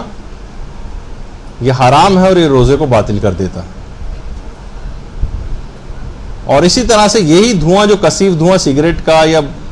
اس میں سے نکل رہا ہوتا ہے بسوں وغیرہ میں سے، اس کو کوئی جان بوجھ کر اپنے اندر انہیل کر لے تو اس کا بھی روزہ باطل ہو جاتا ہے احتیاط واجب کی بنا پر. اور کوئی بھی مجتہد ابھی تک ایسا نہیں گزرا کہ جس کی تقلید کرنا صحیح ہو اور وہ سگریٹ کو پینے کو جائز قرار دیتا ہو حالت روزہ میں. اچھا، پھر ایک مسئلہ یہ بھی آتا ہے کہ اگر کوئی عورت پردہ نہ کرے تو کیا اس کے روزے صحیح شمار ہوتے ہیں؟ یہ بہت سے خواتین سوالات پوچھتی ہیں. تو اگر کوئی عورت بے پردہ بھی ہو یا اس کا پردہ نامکمل ہو تو اسے امر بالمعروف کیا جائے گا، نہی عن المنکر کیا جائے گا، لیکن بہرحال اس کا روزہ صحیح ہے، اس کو بعد رمضان ان روزوں کی کوئی قضا نہیں کرنا. ٹھیک ہے، تم گناہگار تھیں، تمہیں روزے کا ثواب نہیں ملے گا، تم روزے کی روح کو نہیں سمجھی، لیکن قضا کوئی نہیں کرنی، وہ روزہ صحیح رہے گا. ایک تو یہ مسئلہ ہو. کیا حالت روزہ میں لپسٹک وغیرہ استعمال کی جا سکتی ہے؟ تو جواب ہے کہ اگر ظاہر ہے کہ پردے وغیرہ کوئی مسئلہ نہیں ہو، نامحرم سے جو اپنی زینتوں کو چھپانے کا جو مسئلہ ہوتا ہے وہ والا مسئلہ نہیں، گھر میں ہیں لگا رہے ہیں، اپنے شوہر کے سامنے لگا رہے ہیں، اپنے محرم رشتہ داروں کے سامنے لگا رہے ہیں، تو اس سے روزے پر کوئی فرق نہیں پڑتا. البتہ میک اپ کر کے اور باہر نامحرموں کے سامنے جانا وہ آپ کے روزے کے ثواب کو ختم کروا دے گا، وہ اپنی جگہ ایک معاملہ ہے. لیکن بہرحال اس سے روزے کے باطل ہونے کا کوئی تعلق نہیں ہے لپسٹک وغیرہ لگانے سے. اچھا، ایک بات اور بیان ہو جائے. پچھلی دفعہ بھی بات ہوئی تھی کہ وہ خواتین کی جن کے ہاں بچے کی پیدائش ہونے والی ہوتی اور ان کو ڈاکٹر بعض اوقات منع کرتے ہیں اور ویلڈ ریزن ہوتا کہ نہیں بھائی آپ کے لیے نقصان دہ روزہ رکھنا. ایک تو وہ ہے جو پچھلی دفعہ میں نے بتایا تھا مسئلہ کہ بھائی بہت سی خواتین جو بالکل خیال نہیں کر رہی ہوتی ہیں اور لاپرواہی میں خوب کھا پی بھی رہی ہوتی ہیں اور پھر بھی کہہ رہی ہیں کہ نہیں بچے کے لیے روزہ رکھنا صحیح نہیں ہے. تو یہ کہاں سے صحیح نہیں؟ بالکل صحیح ہے، بلکہ زیادہ اچھے اثرات اس کے اوپر ہوں گے. لیکن بالفرض واقعی کوئی ایسی میڈیکل ریزن ہے کہ ڈاکٹرز بھی منع کر رہے ہیں اور واقعی اس کے ساتھ ایسا مسئلہ ہے کہ بچے کے لیے نقصان دہ، تو ایسی عورت، حاملہ عورت کو اس روزے کی قضا بھی کرنا ہے اور اس کو فی روزہ فدیہ بھی دینا پڑے گا. فدیہ بھی دینا ہے، یعنی دونوں چیزیں اس کو کرنا پڑیں گی. اور اس کو اور یہ رمضان کے فوراً بعد بھی دے سکتی، اس کو بھی اس بات کی اجازت ہے. جو غلطی میں نے کہا تھا نا فدیے کے سلسلے میں بہت زیادہ ہو رہی ہے، وہ جو میں بتا کے ہی نہیں دے رہا ہوں آپ کو کہ کیا غلطی ہو رہی ہے، کیونکہ وہ الگ اس موضوع پر ایک گفتگو آئے گی. لیکن یہاں اس کی ایک ایکسیپشن ہے. بہت زیادہ بوڑھے افراد میں تھی کہ ان کو فوراً بعد رمضان دے سکتے ہیں وہ. اسی طرح سے حاملہ عورتیں بھی فوراً بعد رمضان وہ فدیہ نکال سکتی ہیں. قضا کرنی ہے اور فدیہ الگ سے دینا. یا اسی طریقے سے البتہ کفارہ وغیرہ کوئی نہیں، صرف قضا جو ہے وہ انجام دینا. ہاں، اس کے بعد جو بچوں کو دودھ پلاتی ہیں اور اس کی وجہ سے واقعی سیریس معاملہ ایسا ہے کہ بچے کو جو ہے فیڈ صحیح طور پر نہیں کرا سکیں گی، اس کی خوراک بچے کی کم ہو جائے گی، اور اس کے علاوہ کوئی اور طریقہ بھی نہ ہو. باقاعدہ آقا سیستانی نے تو اپنی توضیح المسائل میں لفظ فیڈر بھی استعمال کیا کہ بچے کو اگر فیڈر پلا کے اس کی کمی پوری کی جا سکتی ہے غذا کی، تب بھی اس عورت کو روزہ رکھنا پڑے گا. ہاں، ایسے علاقے ہیں بہت سے کہ ایسا کوئی ڈبے کے دودھ کا بھی انتظام نہیں ہے، کوئی اور دودھ کا بھی انتظام نہیں ہے، بچہ بھوکا رہ رہا ہے اور اس کا ماں جو ہے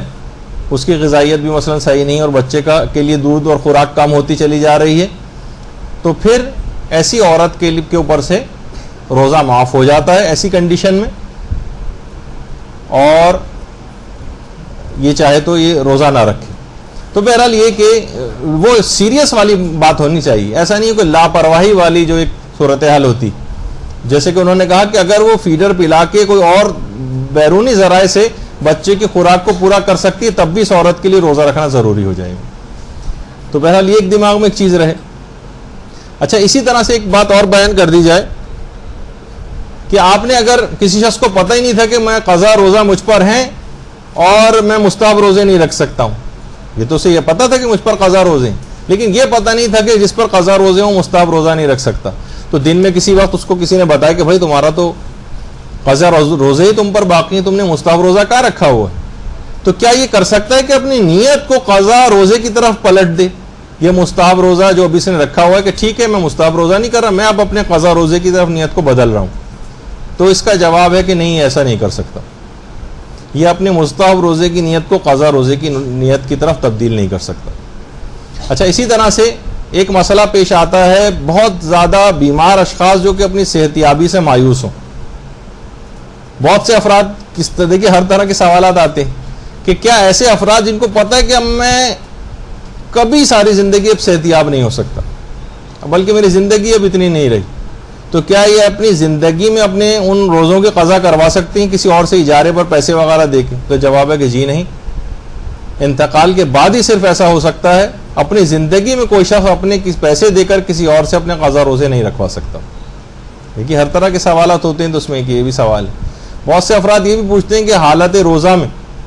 کیونکہ سر ہے ہمارا وہ مثلا تیل وغیرہ جذب کر لیتا ہے, تو کیا حالت روزہ میں ہم تیل وغیرہ سر پہ لگا سکتے ہیں؟ جواب ہے کہ جی ہاں لگا سکتے ہیں, کوئی حرج نہیں ہے, تیل سر میں لگایا جا سکتا ہے. اسی طریقے سے بہت سارے افراد جو سر میں کلر وغیرہ لگاتے ہیں, یہ بھی پوچھتے ہیں کہ حالت روزہ میں خضاب کرنا ہے, سر میں کوئی کلر لگانا, یہ جائز ہے؟ تو جواب ہے کہ جی ہاں بالکل جائز ہے. حتیٰ کہ چہرے پر جو کریمیں لگائی جاتی ہیں جو اپنے اندر کھال سے اندر جذب بھی ہو جاتی ہیں, ان کو بھی لگانے کی اجازت ہے. بہت سے افراد یہ پوچھتے ہیں کہ جناب کان میں اگر پانی چلا جائے نہاتے وقت تو کیا اس سے روزے پر کوئی فرق پڑتا ہے؟ جواب ہے کہ جی نہیں, کوئی فرق نہیں پڑتا, کان میں پانی چلا جائے تب بھی روزہ بالکل صحیح رہتا ہے. ایک بات اور بھی دماغ میں رہے کہ اگر مستحبی روزہ رکھنا, اولاد مستحبی روزہ رکھ رہی ہے لیکن مثلا والدین کو اذیت پہنچ رہی ہے ان کے روزہ رکھنے سے, تو اولاد کا مستحبی روزہ رکھنا حرام ہو جاتا ہے, حرام ہو جاتا ہے. تو اچھا بعض اوقات یہ ہوتا ہے کہ ان کو ایسے اگر ان روزہ رکھ بھی لیا تو روزہ ان کا غلط ہو جائے گا. اگر والدین کو اذیت پہنچ رہی, مثلا ان کی جسمانی حالت ایسی کہ والدین کو اذیت ہو رہی, فکر مند ہوئے جا رہے ہیں کہ اس نے روزہ کیوں رکھ لیا, مستحبی روزہ, ابھی بیماری سے اٹھی ہے, اتنی زیادہ کمزور ہے, گری پڑی جا رہی ہے, چکر اس کو آتے ہیں, ان کو اذیت پہنچ رہی, تو اولاد کے لیے پھر مستحبی روزہ رکھنا جائز نہیں ہوتا, حرام ہو جاتا ہے. اچھا ایک سوال لوگوں نے یہ بھی اکثر پوچھتے ہیں کہ روزے میں جو کفاروں کی رقم ہے اس سے کیا ہم کسی غریب کی شادی میں کھانا کروا سکتے ہیں؟ مثلا کھانا ہم کروا رہے ہیں, اس کے پاس کھانے کے پیسے نہیں, ہم نے کہا ٹھیک ہے ہمارے پاس بہت سارے کفاروں کے پیسے ہیں کئی سالوں کے, تو اس سے تمہارے کھانا ہو جائے گا شادی, کسی غریب کی شادی کا کھانا. جواب ہے کہ جی نہیں, اس کی اجازت نہیں, کسی غریب کی شادی میں کوئی کھانا وانا اس طرح سے نہیں کروایا جا سکتا.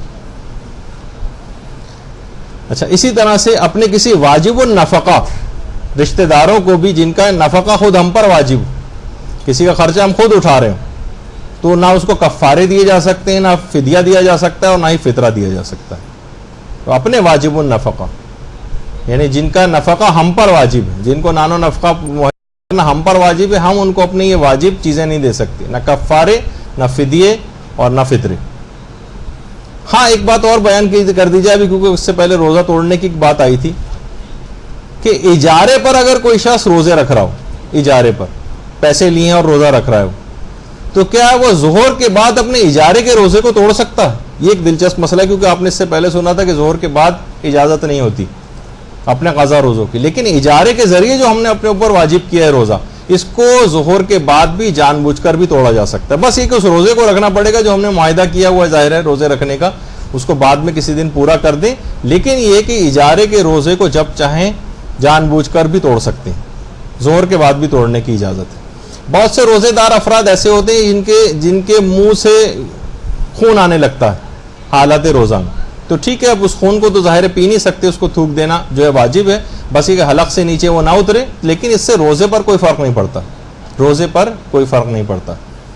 اور بہت سارے افراد ایسے ہیں کہ وہ جب ٹوتھ برش کرتے ہیں حالت روزہ میں تو منہ سے ہلکا سا خون نکل آتا ہے، لیکن اتنا معمولی سا کہ ہلکا سا ہمیں ذائقہ محسوس ہو رہا ہے اس کا، لیکن وہ ہمارے تھوک میں گھل مل کر ختم ہو رہا ہے. تو یہ جائز ہے، اس کو اگر نگل بھی لیں تو صحیح، لیکن بہرحال اگر احتیاط کرنا چاہیں تو زیادہ اچھا ہے کہ اس کو بھی پھینک دیں. لیکن اگر وہ اپنی حیثیت، اپنی شکل ہی ختم کر کے رکھ دے، مستہلک ہو جائے، ہلاک ہو جائے، ختم ہو جائے، وہ خون کہیں ہمارے منہ میں نظر نہیں آ رہا ہو، تھوک میں گھل مل کے اتنا معمولی سا تھا، تو اس کو تو نگلنے کی بھی اجازت ہے،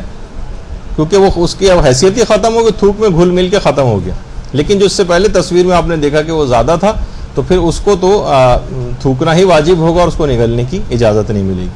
خواتین ایک چیز مسئلہ اور پوچھتی ہیں، وہ ہے خواتین اپنے نسوانی چیک اپ کے اعتبار سے. ایک مسئلہ خواتین کا آتا ہے کہ کسی گائنیکالوجسٹ وغیرہ کو دکھانا ہے اور وہ نسوانی چیک اپ کرے گی، تو حالت روزہ میں اس کو کروانے کی بھی اجازت ہے، اس سے روزے پر کوئی فرق نہیں پڑتا. اچھا، اسی طریقے سے ایک سوال یہ بھی پوچھا جاتا ہے کہ کوئی خاتون بیمار ہے مثلا اور وہ روزہ نہیں رکھ سکتی، بعض اوقات اس کی بیماری اگلے سال تک طول کھینچ جاتی اور فدیہ وغیرہ واجب ہوتا ہے، لیکن عورتیں کیونکہ عام طور پر ظاہر ہے کماتی نہیں ہیں، اپنے شوہروں ہی کے اوپر ڈیپینڈنٹ ہوتی ہیں عام حالات میں. ویسے الگ جہاں پہ خود مختار ہیں وہ الگ بھی معاملات ہوتے ہیں، لیکن عمومی طور پر تو کیا ان کے شوہروں پر واجب ہے کہ ان عورتوں کے فدیے نکالیں اپنی بیویوں کے؟ یعنی کیا شوہر پر واجب ہے کہ اپنی بیوی کا فدیہ نکالے جو اس کو اگلے سال تک اس کی بیماری طول کھینچ گئی؟ تو اس کا جواب یہ کہ شوہر پر بیوی کا فدیہ نکالنا واجب نہیں، اور اس کے پاس اپنا بھی کوئی پیسہ نہیں ہے تو فی الحال تو اس پر سے معاف ہو جائے گا معاملہ. جب بھی کبھی اس کی اپنی ذاتی استطاعت ہوگی عورت کی، جو بیمار ہے، زخمی ہے، کوئی بھی ایسی چیز کہ اگلے سال تک یہ روزہ رکھنے کے بھی قابل نہیں، ہاں اگلے سال تک روزہ رکھ لے گی تو پھر تو فدیہ بھی نہیں ہوگا اس کے اوپر. بیمار جو ہو گئی تھی اس سال، اگلے سال کے درمیان اس کو اپنے روزے کی قضا کر لینا ہے، لیکن اگر بیماری اگلے سال تک طول کھینچ گئی تو فدیہ اس کے اوپر واجب ہو جائے گا. تو فدیہ جو ہے وہ یہ اپنے پیسوں ہی سے نکالے گی، شوہر کے اوپر واجب نہیں ہوگا کہ بھائی اور چیزوں کی ذمہ داری بھی شوہر اٹھا رہا ہے تو وہ فدیوں اور کفاروں کی ذمہ داری بھی اس کی اٹھائے. نہیں، یہ شوہر کی ذمہ داری نہیں. ہاں شوہر دینا چاہے، اس کا اتارنا چاہے، وہ ایک الگ مسئلہ ہے، لیکن واجبات و حرام کی بات کر رہے ہیں. اور اس کے اوپر اگر اپنی ذاتی استطاعت نہیں ہے تو اس پر فی الحال ساقط بھی ہو جائے گا، پھر جب کبھی استطاعت آئے گی تو اس کو وہ فدیہ دینا پڑے گا. اچھا، جو ابھی ہم نے کہا کہ قضا روزے اس کو رکھنے پڑیں گے اپنے، جس نے جان بوجھ کر روزہ چھوڑا اور کفارے کے روزے بھی رکھنا ہوتے ہیں، تو کیا اس میں کوئی تقدم و تاخر ہے کہ پہلے یہ قضا روزے رکھے پھر کفارے کے رکھے، یا اس کا الٹا بھی کر سکتا ہے؟ تو جواب ہے کہ جی ہاں، بالکل اجازت ہے. ان دونوں کا آپس میں کوئی تعلق نہیں، چاہے پہلے قضا رکھ لیں پھر کفارے کے رکھیں، چاہے پہلے کفارے کے رکھ لیں پھر قضا رکھ لیں، دونوں طرح سے اس کی اجازت ہے. اچھا، اب ایک چیز اور بھی ہے، ایک سوال ہے کہ اگر کسی شخص پر رمضان کا کوئی قضا روزہ ہے تو کیا وہ نظر کا روزہ رکھ سکتا ہے؟ یہ ایک سوال، یعنی کوئی نظر کر کے اپنے اوپر واجب کر لے، اس پر قضا رمضانوں کے، پچھلے رمضانوں کے قضا روزے بھی اس کے اوپر ہیں، کیا یہ نظر کر کے اپنے اوپر کوئی اور روزہ واجب کر سکتا ہے؟ میرا فلاں کام ہو گیا تو میں وہ روزہ رکھوں گی، جبکہ تمہارے اوپر اپنے پچھلے رمضانوں کے قضا روزے بھی ہیں. تو آقا سیستانی اور امام خمینی فرماتے ہیں کہ ایسے شخص کو نظر نہیں کرنی چاہیے روزے کی، جس پر اپنے قضا رمضان کے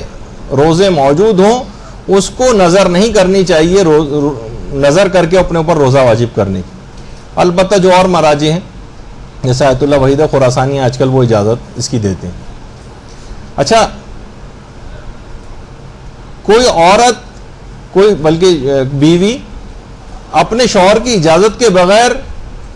روزے کی نظر کر سکتی ہے؟ مستحب روزے میں، واجب روزے میں تو شوہر کی اجازت نہیں چاہیے. یعنی وہ نظر کر رہی ہے تو اس کو کیا شوہر سے اپنے پوچھنا پڑے گا کہ کیا میں روزہ رکھ لوں؟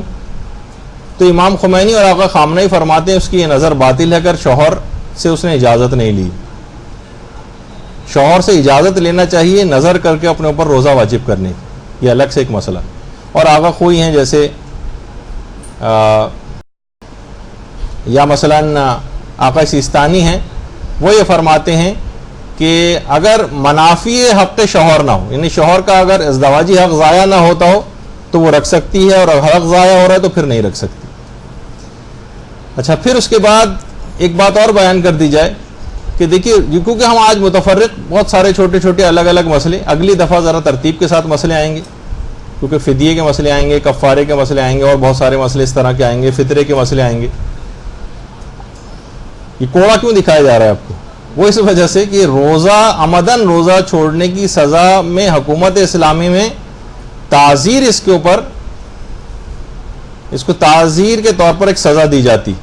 یعنی اپنے جو شخص روزے اب تک نہیں رکھ رہا، جان بوجھ کر روزہ چھوڑ رہا ہے، اور حاکم شرع کو پتہ چل جائے کہ یہ روزہ چھوڑ رہا ہے، دیکھیے اور کسی چیز احکامات میں اتنی سختی نہیں دکھائی دیتی، لیکن روزہ اگر کوئی شخص اس انداز سے چھوڑ رہا ہے تو اس کو تعزیر کی جائے گی، یعنی اسے قضا اور کفارہ تو ادا کرنا ہی، قضا بھی رکھنا ہے، کفارہ بھی رکھنا ہے۔ پہلی تعزیر یہ کہ اس کو 25 کوڑے لگائے جائیں گے، تم نے کیوں روزہ جان بوجھ کر چھوڑا، روزہ رکھ لے تو صحیح، دوسری دفعہ اس نے پھر روزہ نہیں رکھا، اب اس کو 25 تعزیرانے مزید لگائے جائیں گے۔ اچھا، تعزیر میں یہ ہوتا ہے کہ حاکم شرع کم اور زیادہ کر سکتا ہے اس کی حالت کو دیکھتے ہوئے، موٹا تازہ ہٹا کٹا ہے تو کہے گا ٹھیک ہے 35-40 بھی لگا دو، یعنی حاکم شرع کو اجازت ہے، لیکن یہ کہ اس کی جسمانی حالت کو دیکھتے ہوئے لیکن اتنا نافرمان۔ تو یہ اب دیکھیے میں فقہی مسئلہ بتا رہا ہوں، اگرچہ قابل عمل اب تک نہیں ہوتا ہے آج کل، تو حاکم شرع کو تو خیر اس بات کی اجازت ہے کہ تعزیراً کم اور زیادہ کوڑے کر سکتا ہے۔ تیسری دفعہ بھی اس نے اگر توبہ نہیں کی، باز نہیں آیا اور جان بوجھ کر اس نے اپنے روزوں کو چھوڑا تو پھر اسلامی حکم یہ ہے کہ یہ قتل کیا جائے گا۔ لیکن بہرحال حکومت اسلامی کو نہ صرف کسی شخص کو اجازت نہیں ہے، صرف حکومت اسلامی کو، جس کو پتہ چل جائے کہ اس شخص نے بلا عذر شرعی جان بوجھ کر جو ہے روزے کو چھوڑا، اور جہاں قوانین اسلام کا نفاذ اس طریقے کا ہو اور وہاں پہ امپلیمنٹ ہو رہی ہوئی چیزیں، حاکم شرع کی حکومت ہو اور یہ یقینی ذرائع سے اطلاع مل جائے، تو پھر یہ ایک اسلامی حکم وہاں پر آ جاتا ہے۔ اچھا، اب ایک مسئلہ، بس آخری مسئلہ یہ، اس کے بعد تو اتنا وقت بھی ہمارے پاس نہیں بچے گا۔ اگر کوئی شخص یہ جو 60 روزے رکھنے کا مسئلہ تھا کہ جو شخص جس نے اپنے جان بوجھ کر روزے چھوڑے ہوں وہ 60 روزے رکھے یا 60 مسکینوں کو کھانا کھلائے، اب اگر کسی شخص میں 60 روزے رکھنے کی ہمت نہیں، بھائی ہم سے نہیں رکھے جاتے، رکھنے ہوتے تو ہم ایک ایک ہی نہ رکھ لیتے اس کے اندر کہ ایک کے بدلے 60 روزے رکھ رہے ہیں، اور نہ اتنے پیسے ہیں کہ 60 مسکینوں کو کھانا کھلا سکیں، تو سب سے پہلی بات تو علماء یہی کہتے ہیں کہ جب آپ اتنے کمزور تھے تو آپ کو اللہ میاں سے ٹکر لینے کی کیا ضرورت تھی، یعنی نہ آپ 60 روزے رکھ سکتے ہیں، نہ 60 مسکینوں کو کھانا کھلا سکتے ہیں، اور اللہ کی مخالفت کر کے اس سے جو ہے ٹکر لینے چلے ہیں، اس کے قانون کی مخالفت کر کے، تو چلیں بہرحال نہ 60 روزے رکھ سکتے ہو، نہ 60 مسکینوں کو کھانا کھلا سکتے ہو، تو پھر بس وہی ہے جو اس سے پہلے بیان ہوا تھا کہ اپنی حیثیت کے مطابق صدقہ دے دیں، اپنی حیثیت کے مطابق، اور ایک استغفار کر لیں سچے دل سے، تو پھر کوئی مسئلہ نہیں رہے گا۔ لیکن بعد میں کبھی اگر ادائیگی آپ ان چیزوں کی کر سکیں گے، 60 مسکینوں کو کھانا کھلانے کے آپ کے پاس پیسے آ گئے، یا 60 مسکینوں یا 60 روزے رکھنے کی ہمت آپ کے اندر پیدا ہو گئی، تو آپ کو روزے رکھنے پڑیں گے، مسکینوں کو کھانا کھلانا پڑے گا۔ لیکن اگر یہ دونوں چیزیں نہیں کر پاتے تو آیت اللہ خامنئی خاص طور پر، اور آیت اللہ ناصر مکارم شیرازی بھی اس کے اندر شامل ہیں، وہ فرماتے ہیں کہ پھر اس پر سے تکلیف ساقط ہے، اور کوئی کفارہ وغیرہ بھی آئندہ زندگی میں اس پر لازم نہیں ہوگا۔ علماء، زیادہ تر علماء تو فرماتے ہیں کہ اس پہ دوبارہ وہ چیزیں کرنی پڑیں گی، اگر اس میں حیثیت آ گئی جسمانی طور پر، یا حیثیت آ گئی کھانا کھلانے کی، تو کھانا کھلائے گا یا روزے رکھے گا۔ لیکن آیت اللہ خامنئی یہ فرماتے ہیں کہ نہیں، اگر اب اسی وقت کا مسئلہ ہے، اگر یہ ابھی نہیں رکھ پا رہا اور ابھی اس پر سے اس کے پاس پیسے نہیں ہیں، جسمانی صحت نہیں ہے، تو اس پر سے تکلیف شرعی ساقط ہو جائے گی، اور کفارے کا دوبارہ اس کے اوپر آنا لازم نہیں ہوگا، وہ چیزیں معاف ہو جائیں گی۔ تو بہرحال آج کی حد تک گفتگو یہاں پر آج ہم روک رہے ہیں۔ سوالات کا ایک انبار یہاں پہ مجھے آپ لوگوں کا ماشاءاللہ نظر آ رہا ہے، لیکن واقعی روزے کے مسئلے ہیں بھی اتنے زیادہ، جیسے میں نے کہا کہ ابھی پچھلے ہم نے بیان کی، آج اگلی کلاسوں میں اور اس کے بعد بھی شاید 8-9 گھنٹے کے فقہی مسئلے اور رہ جائیں، تو وہ آپ اپنے طور پر اب دیکھیے، ابھی یہ ہمیشہ ایک بات اور دماغ میں رکھ لیں کہ جب کوئی بھی تقریر کرنے والا جب کنکلوڈ کر رہا ہوتا ہے تو اس کے آخری والے جو باتیں ہیں وہ بھی توجہ کے ساتھ سننی چاہیے، اور اس سے کیا ہوتا ہے، ہو سکتا ہے کوئی اہم بات میں بیان کرنے جا رہا ہوں تو وہ میرا بھی اب دل نہیں چاہے گا اس کو بیان کرنا، تو اب آپ کوشش یہ کریں کہ کسی بھی اعتبار سے توضیح المسائل کا مطالعہ کریں، یا مدرسے کی طرف سے ابھی مجھے پتہ نہیں ہے، میں ابھی جا کے معلوم کروں گا کہ ایک ہم نے خاص ایک آپ لوگوں کو وہ دیا تھا ایک سوال نامہ کہ آپ کی رمضان اور روزے کی معلومات کتنی ہیں، اس کو اگر آپ واقعی کتابوں سے نکال کر علماء سے پوچھ کے اگر اس کو آپ بھریں تو آپ کو بہت زیادہ فائدہ ہوگا. اور کتابچوں میں خاص طور پر جو ہمارے ڈسٹینس لرننگ کے بکلیٹس ہیں اس کے اندر روزے کے جو احکام ہیں، روزے کے احکام وہ تقریباً 350-400 فقہی مسئلے، صرف چھوٹے چھوٹے سوال ٹرو اور فالس کی صورت میں جو ہیں وہ آپ 300-400 مسئلے ایسے ہی ورق گردانی کرتے ہوئے اگر آپ وہ کتابچے خرید لیں یا آپ کے پاس موجود ہو تو اس میں روزے والے سیکشن کو نکال کے 10-10 سوال تقریباً ہر کتابچے کے اندر ہیں، تو اچھے خاصے سوال آپ کے کور ہو جائیں گے اور آپ کو بہت سی معلومات، نئی انفارمیشن مل جائے گی. لیکن صرف اس پہ کی حد تک نہیں کہ یہاں پہ کیونکہ بیان نہیں ہوئے تو ظاہر ہے ہم کیا کرتے ہیں، نہیں، ابھی بھی علماء کے کیسٹس موجود ہیں، کتابیں موجود ہیں، توضیح المسائل ہے، استفتاءات کی کتابیں ہیں جو اردو میں ہیں، وہ آپ بھی آپ لے کر پڑھ سکتی ہیں. تو آج کی حد تک گفتگو یہاں پر روک رہے ہیں. وصلی اللہ علی محمد وآلہ الطیبین الطاہرین.